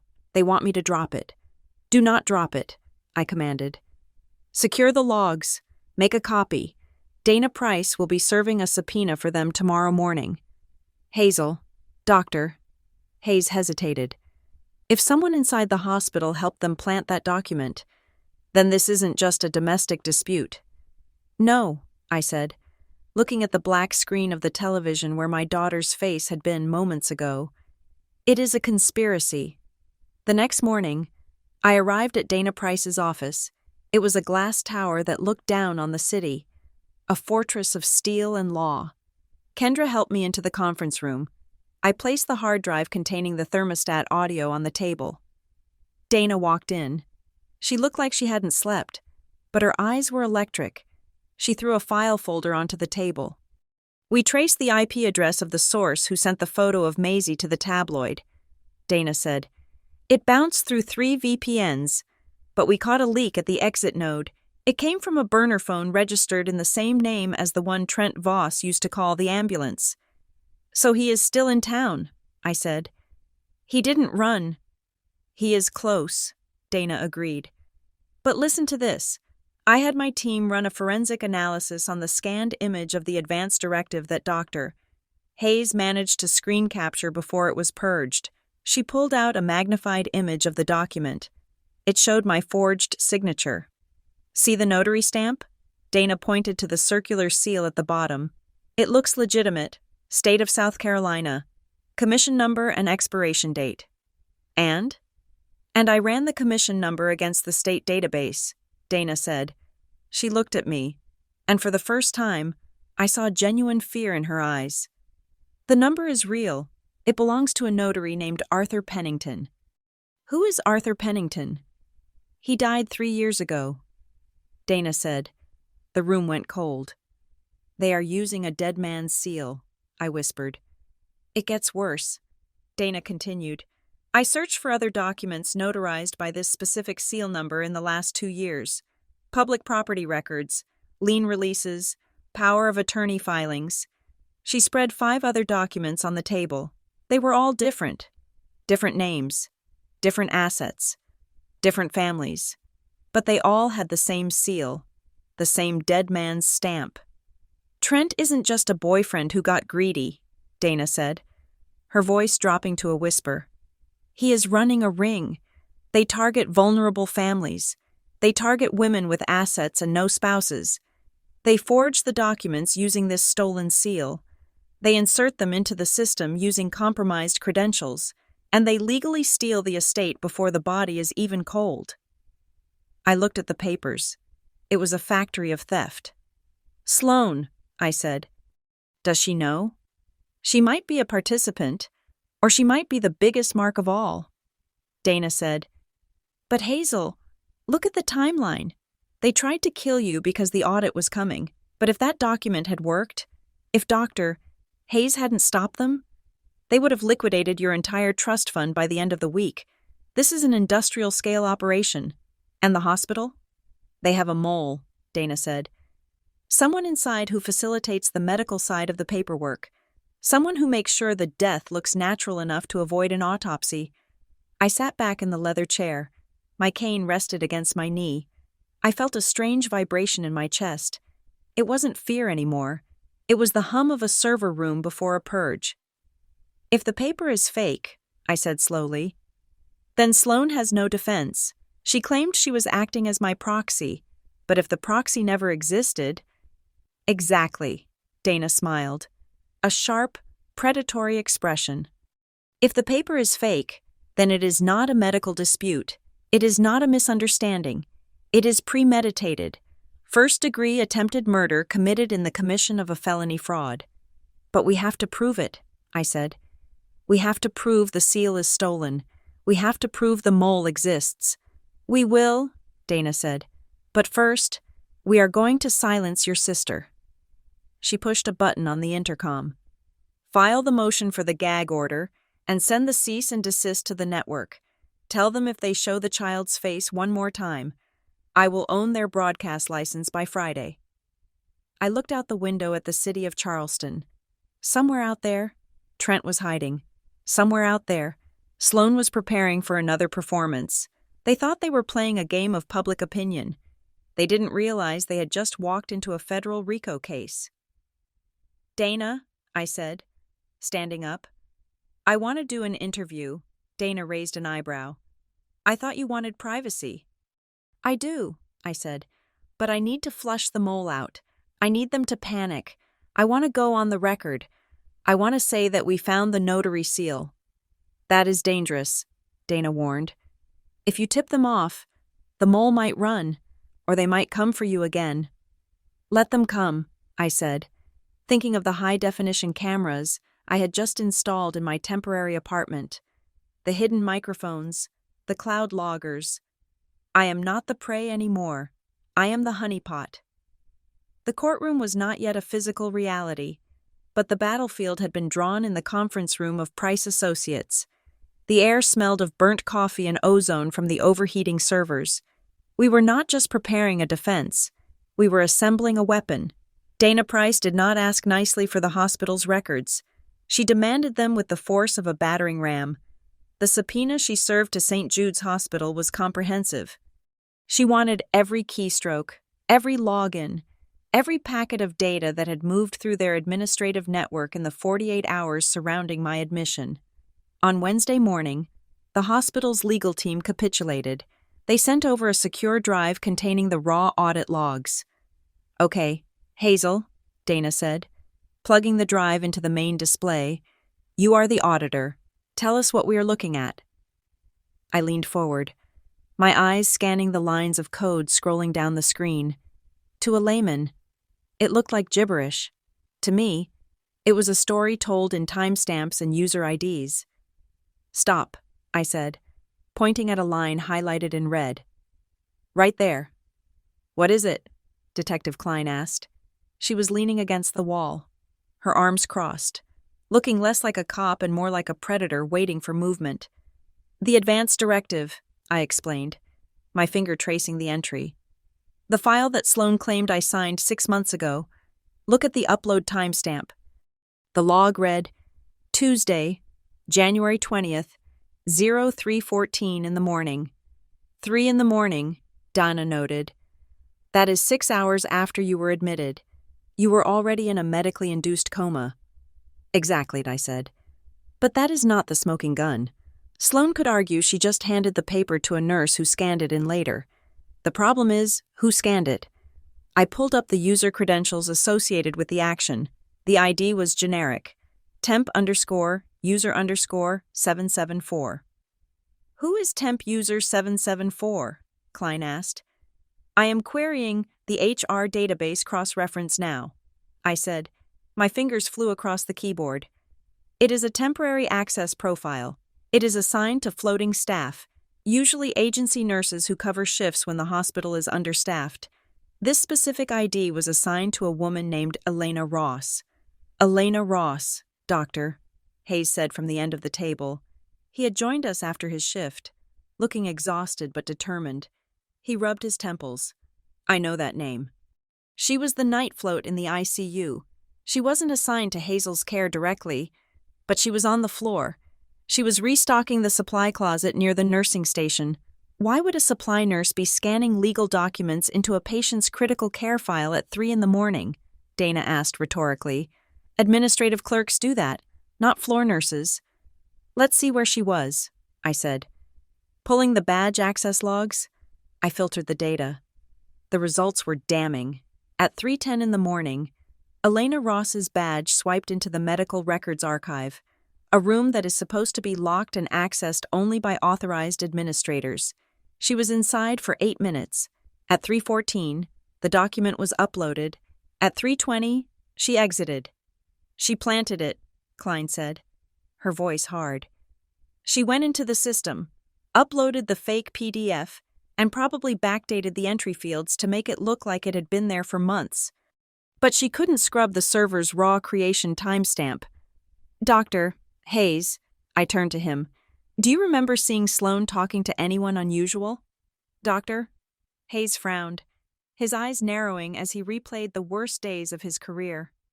I remember Sloan was very confident. When I told her I needed to check with the legal department, she said something odd. She said, "Do not worry, Doctor. I have already spoken to the hospital people." At the time, I thought she meant the billing department or patient advocacy. I didn't think she meant she had an operative on the inside. We need visuals, Dana said. Hazel, check the corridor cameras, specifically the hallway leading to the public restrooms or the cafeteria, somewhere they could meet without drawing attention. I accessed the video files Detective Klein had seized. I scrubbed through hours of footage. Got them, I said. The screen showed the corridor outside the ICU waiting area. The timestamp was 11 o'clock at night on Tuesday, 4 hours before the upload. Sloan was standing near the vending machines. She looked anxious. Checking her phone, a woman in scrubs walked up to her. It was Elena Ross. I recognized her from the ID photo. They didn't speak long. Sloan looked around to ensure the hallway was empty. Then, she reached into her purse. She pulled out a thick manila envelope. She handed it to Elena. Elena slipped it under her scrub top and walked away quickly. There is no money visible, Dana noted, playing devil's advocate. The defense will say she was handing her a thank you card or additional medical history records. At 11 at night? Klein scoffed. To a nurse who isn't even treating her sister? And then 4 hours later, that same nurse breaks into the records room to upload a document that authorizes the sister to kill the patient? No jury is going to buy that coincidence. But there is a connection, Dana said, her eyes lighting up. She pulled a file from her briefcase. I ran a background check on Trent Voss's known associates, and I ran a check on the agency that employs Elena Ross. It is called Pro Staff Medical Solutions. And? I asked. And Dana slammed the file on the table. Pro Staff Medical Solutions is a subsidiary of a holding company called Vantage Capital. Vantage Capital was one of the investors in a failed nursing home project in Florida 2 years ago, a project run by a man named Trent Voss. He knows the agency owner, I realized. He didn't just find a corrupt nurse. He called a favor. He placed her there. This is not just attempted murder, Dana said, a cold smile spreading across her face. This is a criminal enterprise. They infiltrated the hospital infrastructure to facilitate the crime. I have the package ready, I said, pointing to the encrypted drive I had prepared. The thermostat audio, the cloud mirror logs showing the deletion attempts, and now, the hospital audit trail. I have hashed everything. Chain of custody is airtight. If they try to say, I doctored this, the digital signatures will prove them wrong. Detective Klein stood up and walked to the window. She held up the USB drive that Trent had dropped in the parking lot. It gets bigger, Klein said. Our tech guys finally cracked the encryption on this drive. What is on it? I asked. Templates, Klein said. She walked back to the table and plugged the USB into a standalone laptop that was air-gapped from the network. She opened a folder labeled Projects. My stomach turned. There were subfolders. One was labeled Hazel, but there were others. Martha, Atlanta, Beatrice, Savannah, Eleanor, Charleston. He has done this before, I whispered. Or he was planning to, Klein corrected. We opened the Hazel folder. It contained high-resolution scans of the forged notary seal we found.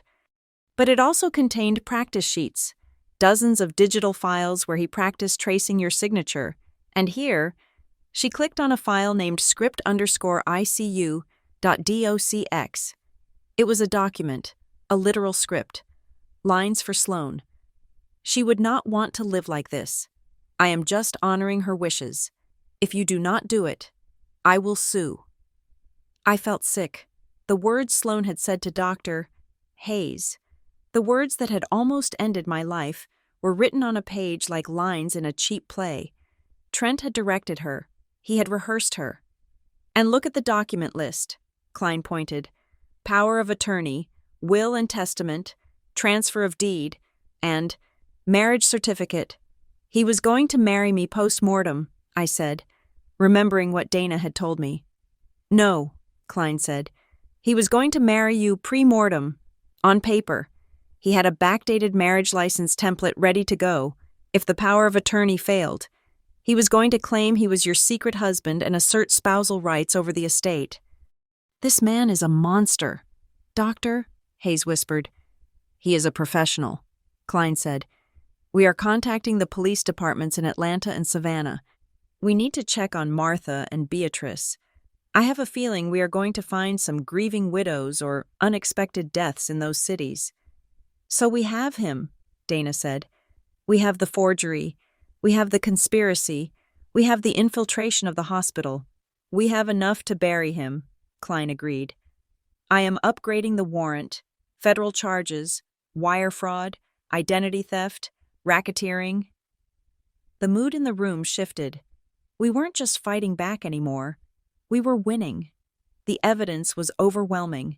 The paper weapon Sloan had used to try and kill me was now the very thing that was going to lock her away for the rest of her life. I left the office feeling a strange mix of vindication and exhaustion. The physical pain in my head was constant, a rhythmic throbbing that reminded me I was still healing. But the emotional weight was lifting. I had the truth. I had the proof. I took a cab back to my temporary apartment, a secure corporate rental Dana had arranged. I didn't want to go back to the house yet. It felt too much like a crime scene. I walked inside, locking the deadbolt behind me. I set my cane against the wall and poured a glass of water. My phone buzzed on the counter. I picked it up, expecting a call from Kendra or maybe another update from Dana. It was a text message. The number was blocked. Unknown caller. I opened it. There was no image. Just text. Stop digging. If you keep pushing, the court might find that a mother with a traumatic brain injury isn't fit to raise a 7-year-old. Maisie looks happy at her dad's cabin. Would be a shame if Child Protective Services got an anonymous tip about your mental instability. I dropped the glass. It shattered on the floor, water splashing over my shoes. They weren't done. They knew they were losing the legal battle. They knew the evidence was irrefutable, so they were pivoting to the one thing they knew I valued more than my life, more than the trust fund, more than justice. My daughter. I stared at the shattered glass, my heart hammering a frantic rhythm against my ribs. It wasn't a physical threat. They weren't saying they would hurt her. They were threatening to use the same system they had tried to use to kill me, to take her away. They were going to weaponize my injury, my paranoia, and the very trauma they had inflicted on me to prove I was an unfit mother. I sank to the floor. Disregarding the water and the shards of glass, I gripped the phone. You want to play dirty? I whispered to the empty room. Fine. I didn't call the police. Not yet. I called Mark, my ex-husband. Pack her bags, I said the moment he answered. Do not ask questions. Just pack her bags and take her to your sister's house in Montana. Do not use your credit cards. Drive. I will wire you cash. Hazel, what is going on? Mark asked, panic in his voice. They are targeting her. Mark, just go, please. I hung up. My hands were shaking, but not from fear, from a cold, absolute resolve. They had made a mistake. They thought threatening my child would make me stop. They thought it would make me sign a settlement and retreat. They didn't understand mothers, and they certainly didn't understand me. Threatening my life was business. Threatening my child was an apocalypse. I picked up the shard of glass next to my foot. I looked at my reflection in it. I didn't see a victim. I saw a woman who was about to burn their entire world down. Piece by piece, the war had moved from the hospital room to the boardroom, and finally, to the terrifying quiet of my own mind. 3 days before the trial was set to begin. Sloan's lawyer requested a good faith meeting. Dana Price advised against it, but I insisted. I wanted to see them. I wanted to look across the table and see if the cracks in Sloane's facade were real or just another layer of makeup. We met at Sterling Vance's office, a place of glass and chrome that smelled of expensive leather and intimidation. Sloane was there. She was wearing a white suit, looking every inch the aggrieved heiress. She did not look at me. She looked at a spot on the wall just above my head, her jaw set in a line of rigid tension. "My client is prepared to offer a generous settlement," Vance began, sliding a single sheet of paper across the polished mahogany table. He spoke with the oily confidence of a man who was used to making problems disappear with checkbooks. In exchange for Hazel dropping the criminal complaint and signing a non-disclosure agreement regarding the unfortunate misunderstanding at the hospital, Sloane is willing to forego her claim to the house. She will also agree to a structured payout of $50,000 a year from the trust, rather than the lump sum she is entitled to. Dana laughed. It was a dry, sharp sound that made Vance blink. "You are offering my client her own house?" Dana asked, leaning back in her chair. "And you are offering her an allowance from her own money? Mr. Vance, we have your client on tape waiting 6 minutes to call 911 while my client bled out on the floor. We have her passing a forged document to a nurse in a hospital corridor. We are not here to negotiate a surrender. We are here to ask if you want to plead guilty to attempted murder or if you want to take your chances with a jury that has already seen the news." Sloane finally looked at me. Her eyes were red-rimmed, but there was no softness in them. There was only a cold, desperate fury. "You think you have won," Sloane said, her voice trembling. "You think because you have some blurry audio recording and a few computer logs that you are the hero? But you are forgetting something. Hazel, you are damaged." "Excuse me?" I asked, gripping the handle of my cane. "You have a traumatic brain injury," Vance interjected smoothly. "We have reviewed your medical files. The fall caused significant swelling. You were in a coma. You experienced hypoxia. We have retained a neuropsychologist who is prepared to testify that your paranoia, your obsession with conspiracies, and your erratic behavior are consistent with frontal lobe damage. You are not a reliable narrator of your own life. Ms. Turner, you are a woman who needs a guardian." The threat hung in the air, heavy and suffocating. They were not just defending themselves. They were trying to erase me. They were going to stand up in court and tell the world that I was broken, that my mind was a fractured kaleidoscope of delusions, and that everything I had uncovered, the thermostat, the mole, the forgery, was just the fever dream of a brain-damaged invalid. "And," Vance continued, dropping the second bomb, "we have filed a motion this morning with family court. Given your current medical state and the unstable environment you have created, we are petitioning for an emergency review of your custody rights regarding your daughter. Maisie." My blood ran cold. I felt the room tilt. They knew exactly where to hit. They knew that I could handle losing the money. I could handle losing the house. But the thought of them using my injury to take Maisie away was a knife in my chest. "You would not," I whispered. "It is about the child's safety," Sloane said, her voice dripping with fake concern. "A mother who thinks the refrigerator is listening to her. That is not a safe environment for a 7-year-old girl." I stood up. My legs were shaking, but I forced them to hold my weight. "I sent Maisie away to protect her from you, from your greed, from your boyfriend." "Speaking of Trent," Vance said, pulling a plastic-sleeved document from his briefcase. "He found something in the attic, something our parents left behind. We think it sheds some light on why they really put everything in a trust." He slid the document toward me. It was a letter. The paper was yellowed, the edges frayed. It was handwritten in blue ink. I recognized the penmanship immediately. It was my mother's handwriting. The looping L's, the sharp T's. "My dearest Sloane, your father and I are worried. We have seen the way Hazel looks at the accounts. She is obsessive. She is controlling. We fear that her jealousy of you is poisoning her judgment. If anything happens to us, we need you to be strong. We are setting up the trust not to keep the money from you, but to keep it safe from her until she gets the help she needs. She is not well.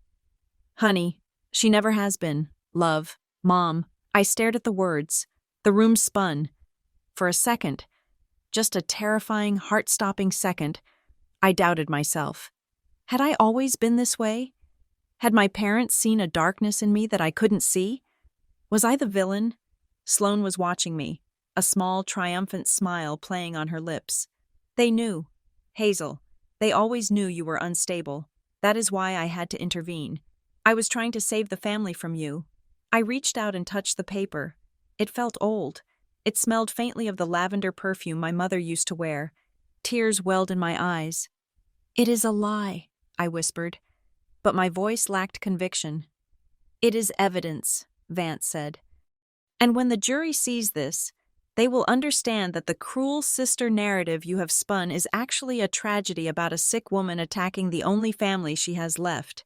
We are done here, Dana said, standing up and grabbing my arm. She didn't look at the letter. She looked at Vance with pure disgust. We will see you in court. We walked out of the office. The silence in the elevator deafening. I was shaking. I felt like I was back in the ICU, drowning, unable to breathe.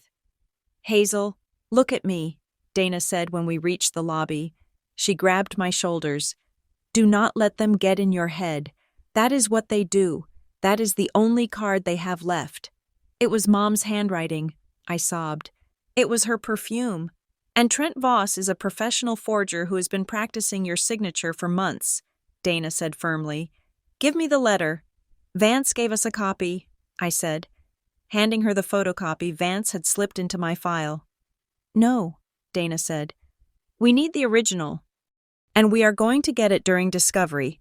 But right now, we are going to trust the science, not the sentiment. 2 days later, the science arrived. We were back in Dana's office. The mood was grim, but Dana looked like a hunter who had just spotted the prey. We got the forensic analysis back on the letter Sloane submitted to the court as evidence, Dana said. She put a report on the table. The handwriting expert says it is a 99% match for your mother's style. It is brilliant work, almost perfect. My heart sank. However, Dana continued, her eyes gleaming, the ink expert had a different opinion. The ink? I asked. The letter is dated 2019, a year before your parents died, Dana explained. But the ink used is a specific chemical compound from a batch of ballpoint pens manufactured by a company called G-Script. We ran a mass spectrometry test. This specific ink formula, with this specific viscosity agent, was not introduced to the market until 2022. I blinked. 2 years after they died. Exactly, Dana said. Your mother wrote a letter from the grave, using a pen that didn't exist when she was alive. It is a fake, Hazel, a high-quality, terrifyingly accurate fake, but a fake. I let out a breath I felt like I had been holding for 48 hours. The doubt vanished. The cloud in my mind cleared. I wasn't crazy. I wasn't the villain. I was the target. And there is more, Detective Klein said. Walking into the room, she looked tired, her suit rumpled, but she was smiling. We tracked down the notary seal. The dead man? I asked. Arthur Pennington, Klein nodded. We found his widow in a nursing home in Savannah. She is lucid. She told us that after Arthur died, his office was burglarized. They took his laptop, his checkbook, and his notary stamp.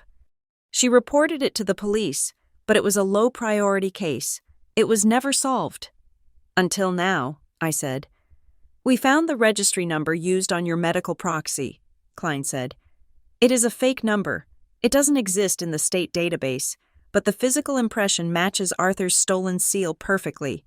Trent didn't just buy a fake ID. He stole the tools of the trade from a dead man's family. He has been using Arthur's ghost to rob people for 3 years. So the proxy is invalid, I said. Legally, it never existed. Which means Sloane had zero authority to touch that ventilator, Dana said. It upgrades the charge. It is no longer misuse of power of attorney. It is straight attempted homicide. And because they forged the letter to the court, We are adding perjury and obstruction of justice to the list. Doctor, Hayes is ready, Dana added. I prepped him this morning. He is going to testify that not only did he not sign off on the withdrawal, but that Sloan specifically threatened him with a lawsuit based on the forged document. He is going to tell the jury that she wasn't crying. She was negotiating. Kendra, who had been sitting quietly in the corner with her laptop, suddenly spoke up. Hazel, she said, come look at this. I walked over. Kendra had the contents of Trent's USB drive open on her screen. She had been digging through the metadata, the hidden information attached to every digital file. I ran a font recognition scan on the templates found in the drive, Kendra said. You know how obsessed Trent is with looking legitimate? He uses a very specific custom font for his fake letterheads. It is called Palmetto Serif. It is not a standard font. You have to buy it. Okay? I searched for other documents online that use Palmetto Serif in legal filings. Kendra said, I found a bankruptcy filing in Georgia from 4 years ago. A woman named Beatrice Galloway lost her house to a creditor called Vantage Secured Lending. Vantage, I said. That is the parent company of the nursing agency. Look at the signature on the bankruptcy filing. Kendra zoomed in. It is Beatrice Galloway, but look at the witness signature. It read, Travis Vaughn. Travis Vaughn, I repeated. TV. Trent Voss, Kendra said. Same initials, same handwriting style. He used a fake name, but he couldn't help using his own ego. He was the loan officer who stripped that woman of her assets. And guess how Beatrice died? Accident? I guessed. Fall down the stairs, Kendra said. Ruled accidental. No autopsy. The room went silent. The scale of it was suffocating. I wasn't just fighting for my house. I was fighting for Beatrice. I was fighting for every woman who had fallen while Travis, or Trent, or whatever his name was, stood by and watched. Sloan doesn't know, I realized. She thinks she is running a scam. She doesn't know she is part of a serial killer's algorithm. She is about to find out, Dana said.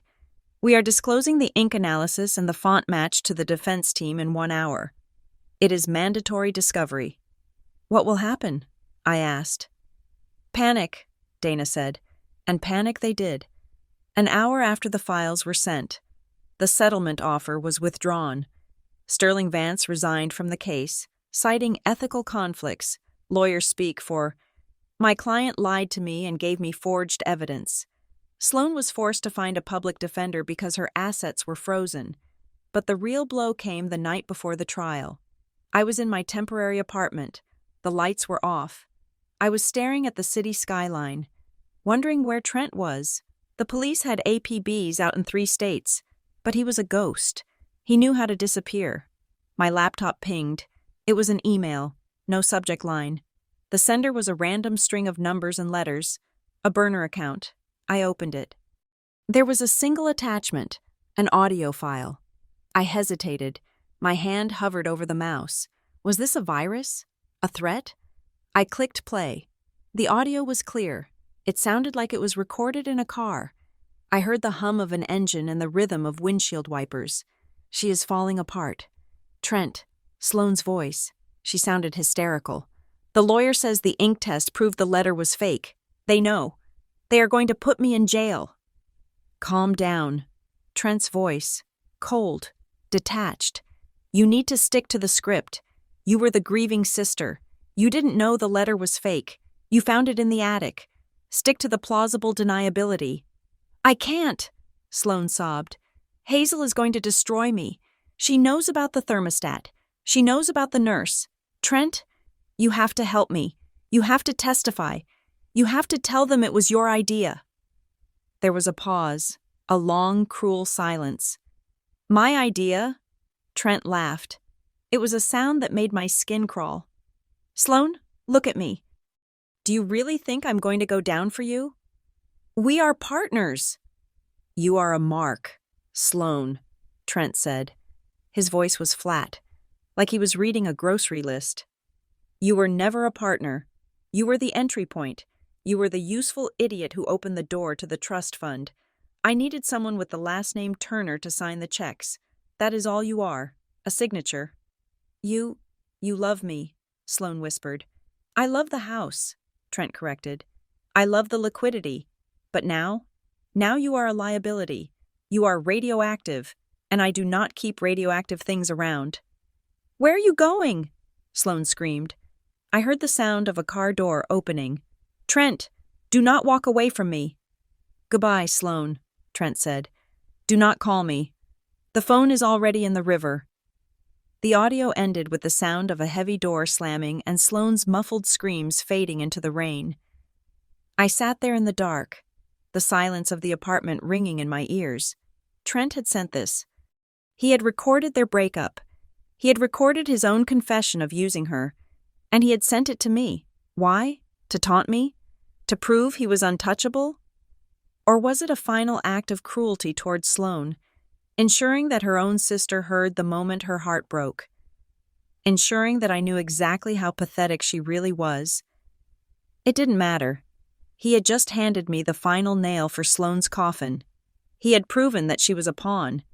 Yes, but he had also proven that she was willing to let him destroy me for a man who called her an idiot to her face.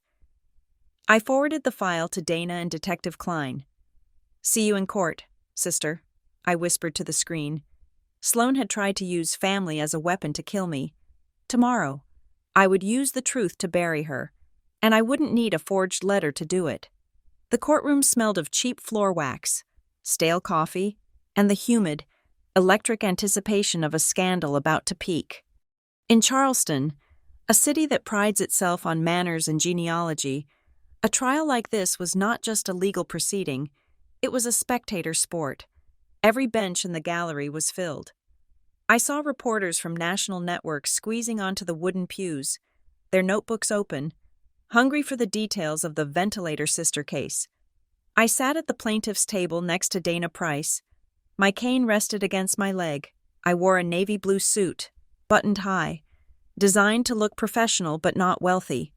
Across the aisle, Sloane sat with her public defender, a harried man named Mr. Gentry, who looked like he had not slept in a week. Sloane had undergone a transformation. The designer heels and sharp blazers were gone.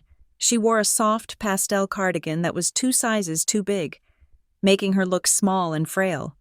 She wore no jewelry. Her hair was pulled back loosely, framing a face devoid of makeup.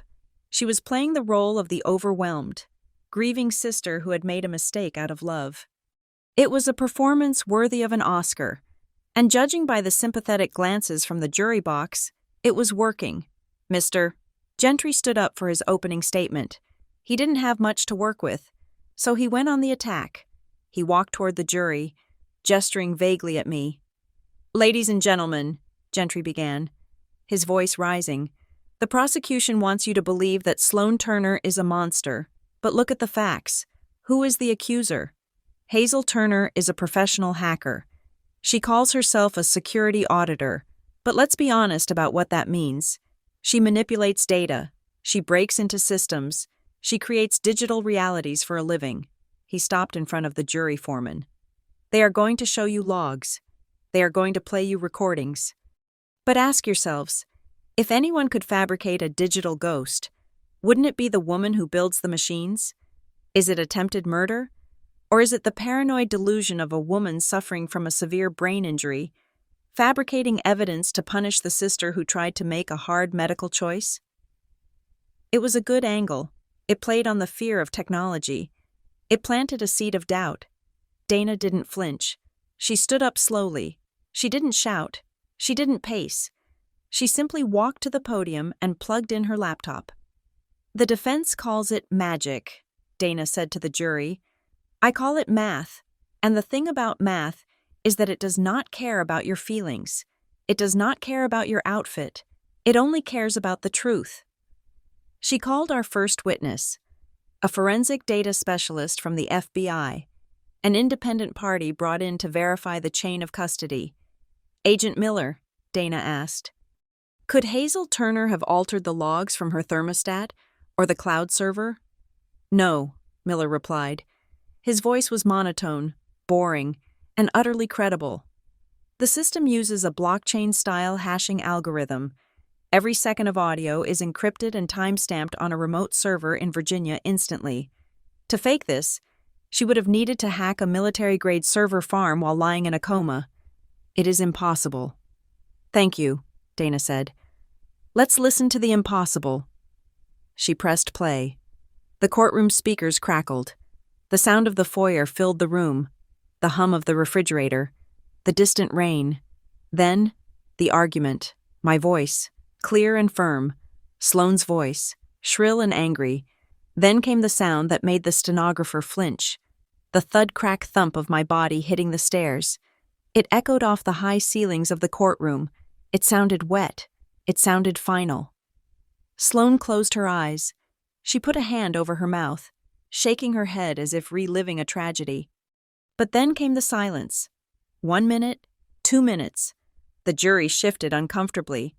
They were waiting for the scream. They were waiting for the frantic call to 911. Instead, they heard Trent. "Wait." The word hung in the air like a poisonous gas. I said wait. "Let's make sure." The jury froze. I saw juror number 4, a middle-aged woman who looked like a schoolteacher, recoil physically. She looked at Sloane, and the sympathy in her eyes evaporated instantly. Dana let the silence stretch for another 10 seconds before pausing the audio. 6 minutes, Dana said softly. They waited 6 minutes. That is not grief. Ladies and gentlemen, that is a pause to let death finish its work. Sloane was staring at the table now, gripping the edge so hard her knuckles were white. The frail sister mask was slipping. Dana moved on. But the house was just the beginning. The defense claims Sloane acted on a valid medical directive. Let's look at the timeline. The large screen behind the judge lit up. It showed a timeline graphic, stark and simple. Left side, Hazel Turner admitted to ICU, coma-induced. Time, 7:30 in the evening. Right side, advance directive uploaded to hospital server. Time, 3:14 in the morning. Doctor, Nolan Hayes, Dana called the next witness. Doctor, Hayes walked to the stand. He looked professional, angry, and precise. Doctor, Hayes, Dana asked, did you receive a physical copy of this medical directive from Sloane Turner? No, Doctor, Hayes said. She waved a folder at me, but she never handed it over. She insisted it was already in the system. And was it? It appeared in the system 4 hours after she arrived. Doctor, Hayes said, at 3 in the morning, uploaded by a user ID belonging to a nurse who wasn't even assigned to the unit. Did Sloane Turner seem grieving to you? Doctor?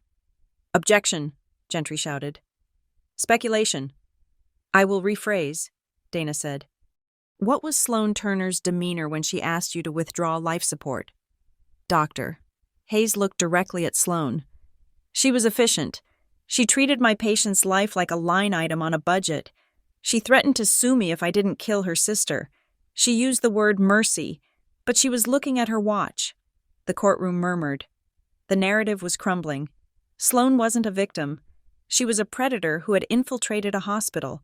But Dana wasn't done. She had dismantled the defense. Now she was going to destroy the defendant. Your Honor, Dana said, we have one final piece of evidence. It was submitted to the court and the defense late last night. It is an audio file sent to the plaintiff by Mr. Trent Voss. Sloane's head snapped up.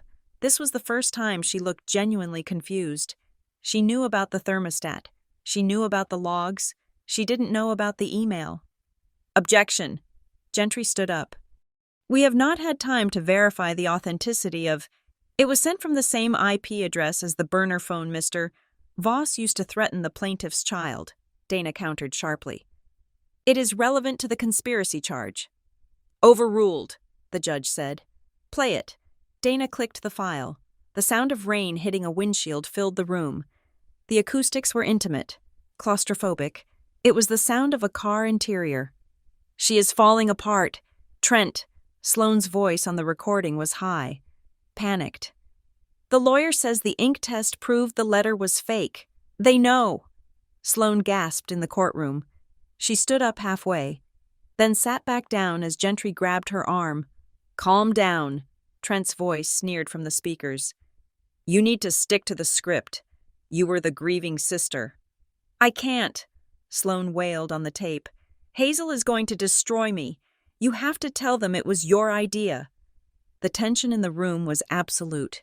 Even the bailiff was leaning forward. "My idea?" Trent's laugh was cruel, a dry, hacking sound. "Sloane, look at me. Do you really think I am going to go down for you? We are partners." "You are a mark." "Sloane," Trent said. The words hit the courtroom like bullets. "You were never a partner. You were the entry point. You were the useful idiot who opened the door to the trust fund. I needed someone with the last name Turner to sign the checks. That is all you are, a signature." In the courtroom, Sloane let out a sound that wasn't human. It was a strangled, high-pitched keening noise. She wasn't looking at the jury. She was staring at the speaker, her face twisting into a mask of absolute horror. "I love the house," the recording continued. "I love the liquidity. But now you are a liability." The recording ended with the slam of the car door. The silence that followed was heavy, broken only by Sloane's jagged breathing. She wasn't crying for me. She wasn't crying for the crime. She was crying because the illusion of her life, the romance, the partnership, the future she thought she was killing for, had just been exposed as a con. She had sold her soul for a man who called her an idiot on tape. "He left you." "Sloane," Detective Klein spoke up from the prosecution table. She stood, holding a file. "And he didn't just leave you emotionally." "Your Honor," Klein addressed the judge, "we have obtained the banking records from the defendant's personal accounts this morning." Klein turned to look at Sloane.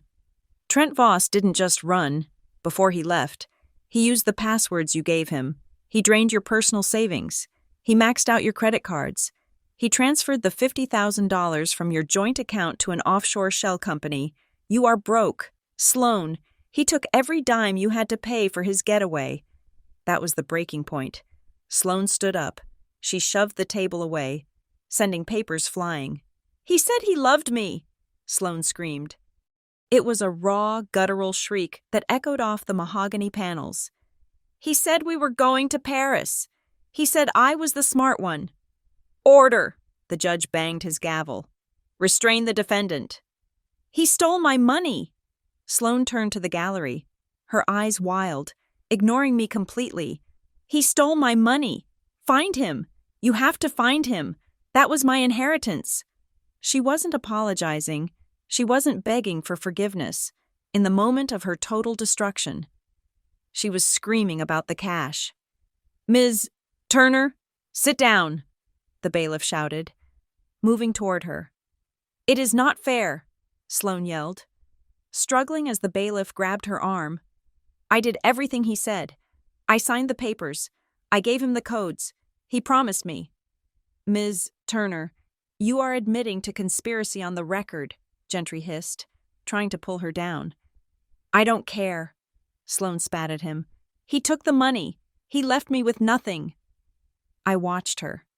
I watched the sister I had grown up with, the girl who used to share a bunk bed with me, dissolve into a puddle of greed and narcissism. There was no redemption here. There was no misunderstood tragedy. There was only a hollow woman who was furious that her accomplice had outsmarted her. The judge hammered the gavel one last time. "Remove the jury. Bailiff, take the defendant into custody immediately for contempt and disruption." As they dragged her out, Sloane looked back.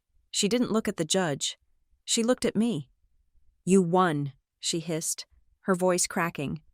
"Are you happy, Hazel? You are alone. You have no family left. You have nothing but your cold, dead money." The doors slammed shut behind her. The room slowly exhaled. The reporters were typing furiously. The jury, who had been ushered into the hallway, had seen enough. They had seen the mask fall. Dana began to pack up her laptop. She looked at me. "Are you okay?" I looked at the empty chair where Sloane had been sitting. "She is wrong," I said quietly. "I am not alone. I have the truth. The jury returned 20 minutes later. They didn't need long. Guilty, the foreman read. On all counts, attempted murder in the first degree, conspiracy to commit fraud, forgery, identity theft. The judge set the sentencing hearing for next month, but everyone knew it was a formality. Sloan was going away for 20 years. Minimum. As the court adjourned, Dana turned to the jury box for her final remark. Though the verdict was already in, she wanted to leave them with one last thought, something to carry home. Ladies and gentlemen, Dana said, her voice ringing clear in the hush.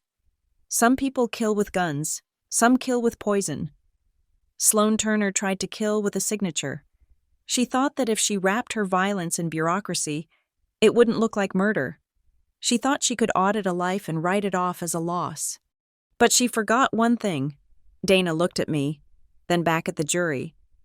Paper trails never disappear, and today, that paper trail led straight to a prison cell. I walked out of the courthouse into the bright Charleston sun. The reporters swarmed, shouting questions, but I didn't stop. I walked to the curb where Kendra was waiting with the car. I had won. But as I looked at the crowd, I knew the story wasn't quite over. Sloan was in a cell, but Trent Voss was still out there, and he had my money, his templates, and a head start. I got into the car. Where to? Kendra asked. The airport, I said. The airport? Kendra looked at me, confused. Hazel, you just finished a trial. You need to rest. No, I said, pulling up a map on my phone. Detective Klein found a transaction Trent made at a gas station in Savannah 2 hours ago. He thinks he is clear. He thinks the police are slow. And I am not the police, I said, opening my laptop and connecting to the network. I am an auditor, and I'm going to close this account personally. The gavel struck the wood block with a sound that was less like a judgment and more like the snapping of a tension wire that had been pulled tight for 5 years. Guilty. The word hung in the humid air of the courtroom, suspended between the weeping of the gallery and the stoic silence of the jury. Sloan did not weep. She sat frozen, her hands gripping the defense table, her knuckles white. She looked like a statue of a woman who had been waiting for a rescue boat that she finally realized was never coming. The foreman continued reading, his voice steady and monotonous, listing the sins of my sister one by one: attempted murder in the first degree, guilty; forgery and tampering with medical records, guilty; conspiracy to commit wire fraud, guilty; identity theft involving a deceased official, guilty. The sentence would come later, but the weight of the verdict was immediate. Sloan was no longer an heiress, no longer a victim, and no longer my sister. She was a number in the state correctional system, but the true devastation, the moment that finally broke the facade she had plastered over her soul, came 10 minutes later. During the post-verdict motion regarding the assets, the judge, a stern woman with reading glasses perched on her nose, turned her attention to the trust fund, the very pot of gold Sloan had tried to kill me to access. Ms. Turner, the judge addressed Sloan directly, under the provisions of the Turner Family Trust, specifically Article 9, subsection C, also known as the Morality and Malfeasance Clause, any beneficiary who is convicted of a felony involving violence or fraud against the estate or its trustees automatically forfeits their entire share. Sloan blinked. Her head jerked up. What? It means, Dana Price stood up, her voice cutting through the room like a razor, that by signing that fake medical directive, you did not just attempt to end Hazel's life, you effectively signed a resignation letter for your inheritance. Even if you had succeeded, Sloan, even if Hazel had died that night, the investigation would have triggered this clause. You would have inherited nothing. The money would have gone to charity. You killed for a check that was already void. The silence that followed was absolute. Sloan's mouth opened, but no sound came out. The realization washed over her face, a slow, horrifying dawn. She had not been outsmarted by me. She had been outsmarted by our parents. They had known, years ago, when they sat in that lawyer's office. They had looked at their eldest daughter and realized that her greed might one day turn violent. They had built a failsafe into the money itself. "No," Sloane whispered. Then she screamed. "You gaffed me. You set me up. Hazel, you knew." "I did not know," I said. Speaking for the first time since the verdict, I looked her in the eye. "But Mom and Dad did. A trap does not kill anyone." "Sloane, only the animal that steps into it does. Your greed was the only trap here." The bailiffs moved in. They pulled her arms behind her back. As they dragged her toward the side door, she wasn't screaming my name anymore. She was screaming numbers. She was screaming about fairness. She was screaming about the life she was owed. I watched the door close. I felt nothing, no joy, no sadness, just a quiet, hollow sense of completion. Outside the courthouse, the air was thick with humidity and the flash of cameras. I walked through the throng of reporters, my cane tapping a steady rhythm on the concrete. I did not stop to give a quote. I did not stop to smile for the evening news. My phone buzzed in my pocket. It was Detective Klein. "We got him," Klein said. No preamble. I stopped walking. "Where?" "Teterboro Airport in New Jersey," Klein reported.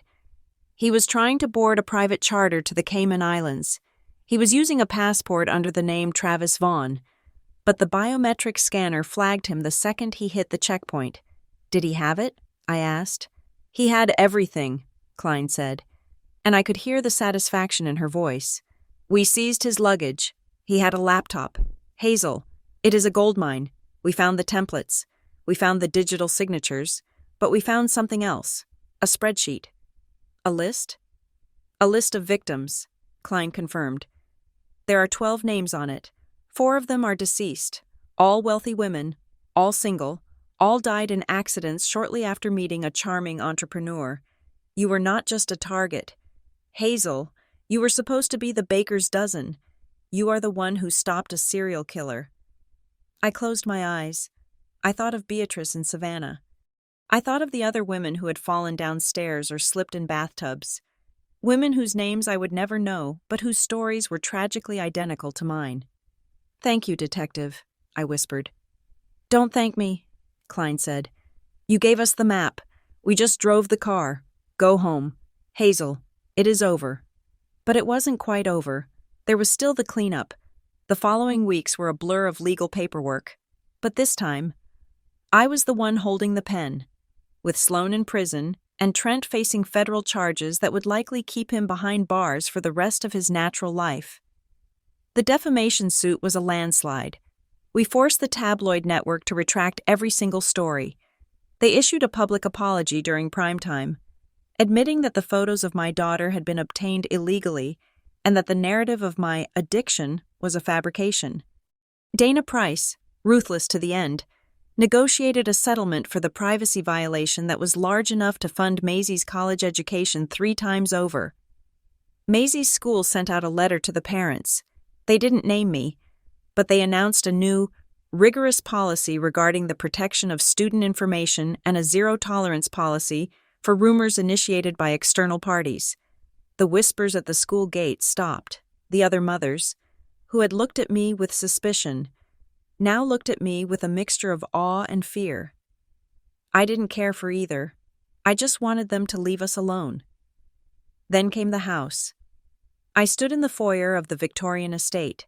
The sun was streaming through the stained glass, casting colored patterns on the marble floor where I had almost died. The thermostat on the wall was gone. Replaced by a standard unit, the cameras were gone. I had listed the house 2 days after the trial.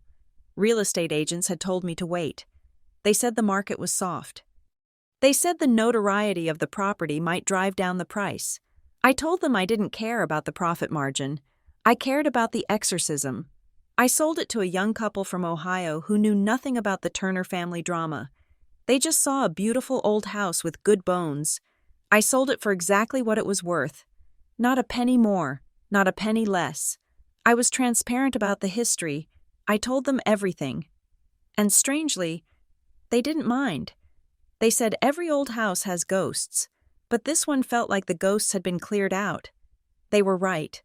I took the proceeds from the sale, along with the recovered funds from the trust, and I did what I had promised myself in the dark hours of my recovery. I didn't buy a yacht. I didn't buy a villa in France. I launched the Turner Digital Safety Initiative. It was a scholarship and grant program designed for two specific groups: hospitals that needed to upgrade their cybersecurity to prevent internal tampering, and women who were victims of financial and digital abuse. We funded safe houses. We hired forensic auditors to help women track down hidden assets stolen by abusive partners. We taught classes on how to secure smart homes against surveillance. I turned the weapon that had been used against me into a shield for everyone else. 6 months later, I was sitting on the balcony of a condo overlooking the harbor. It was smaller than the old house, modern, full of light. There were no dark corners here. On the table in front of me sat a framed photograph. It wasn't a picture of my parents. It wasn't a picture of Maisie. It was a picture of the ventilator. I had asked Dr. Hayes to send it to me. It was a stark, ugly image, a machine of plastic tubes and digital displays. Most people would have burned it. Most people would want to forget the machine that breathed for them when they could not. But I kept it. I looked at the photo. Then I looked out at the ocean. I inhaled. The air was salty and cool. It filled my lungs, expanding my chest, rushing into my blood. It was a mechanical action, a biological necessity. But in that moment, it felt like a miracle. I wasn't breathing because a machine pushed air into me. I wasn't breathing because Sloan had allowed it. I was breathing because I had fought for the right to do it. The door opened behind me. Dana Price walked out, holding 2 glasses of iced tea. She set one down in front of me.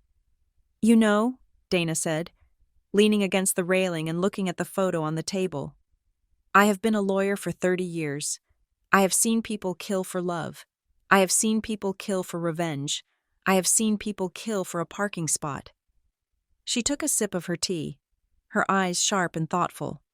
But this was different. Sloan didn't use a gun. She didn't use a knife. She tried to weaponize the bureaucracy. She tried to turn a piece of paper into a death sentence. I nodded, running my finger over the glass of the picture frame. She thought the signature was enough. She thought if she signed it, it became truth. "There is a lesson there," Dana said, turning to look at me. "Some people kill with a knife. Some people kill with a signature. And today, Hazel, that signature didn't just fail. It turned around, traveled through the wire, and convicted the hand that wrote it." I picked up my tea. I toasted the horizon. "To the truth," I said. "To the evidence," Dana corrected with a smile. I took another breath, a long, deep, steady breath. I was alive. My daughter was safe. The monsters were in cages of their own making, and for the first time in 5 years, the silence in my head wasn't the silence of fear. It was the silence of peace. Thank you so much for listening to my story. It was a long journey from that hospital bed to this balcony, and I am grateful you stayed with me until the final verdict. I want to know where you are listening from right now. Are you safe at home? On your commute? Or maybe taking a walk? Please leave a comment down below with your location, and let's connect. If this story made you think about the people in your own life, or if you just love seeing justice served cold, please make sure to subscribe to the Lucy Revenge Stories channel. Smash that like button to help us grow. And if you really want to support the channel, hit that hype button so this story can reach even more people who might need to hear it. Remember, keep your passwords safe, keep your evidence backed up, and never let anyone sign your life away. I have one question for you to answer in the comments. If you were me, and Sloan had called you from prison begging for forgiveness after 20 years, would you forgive her? Or are some lines impossible to uncross? I will be reading your answers. Stay safe, and see you in the next story.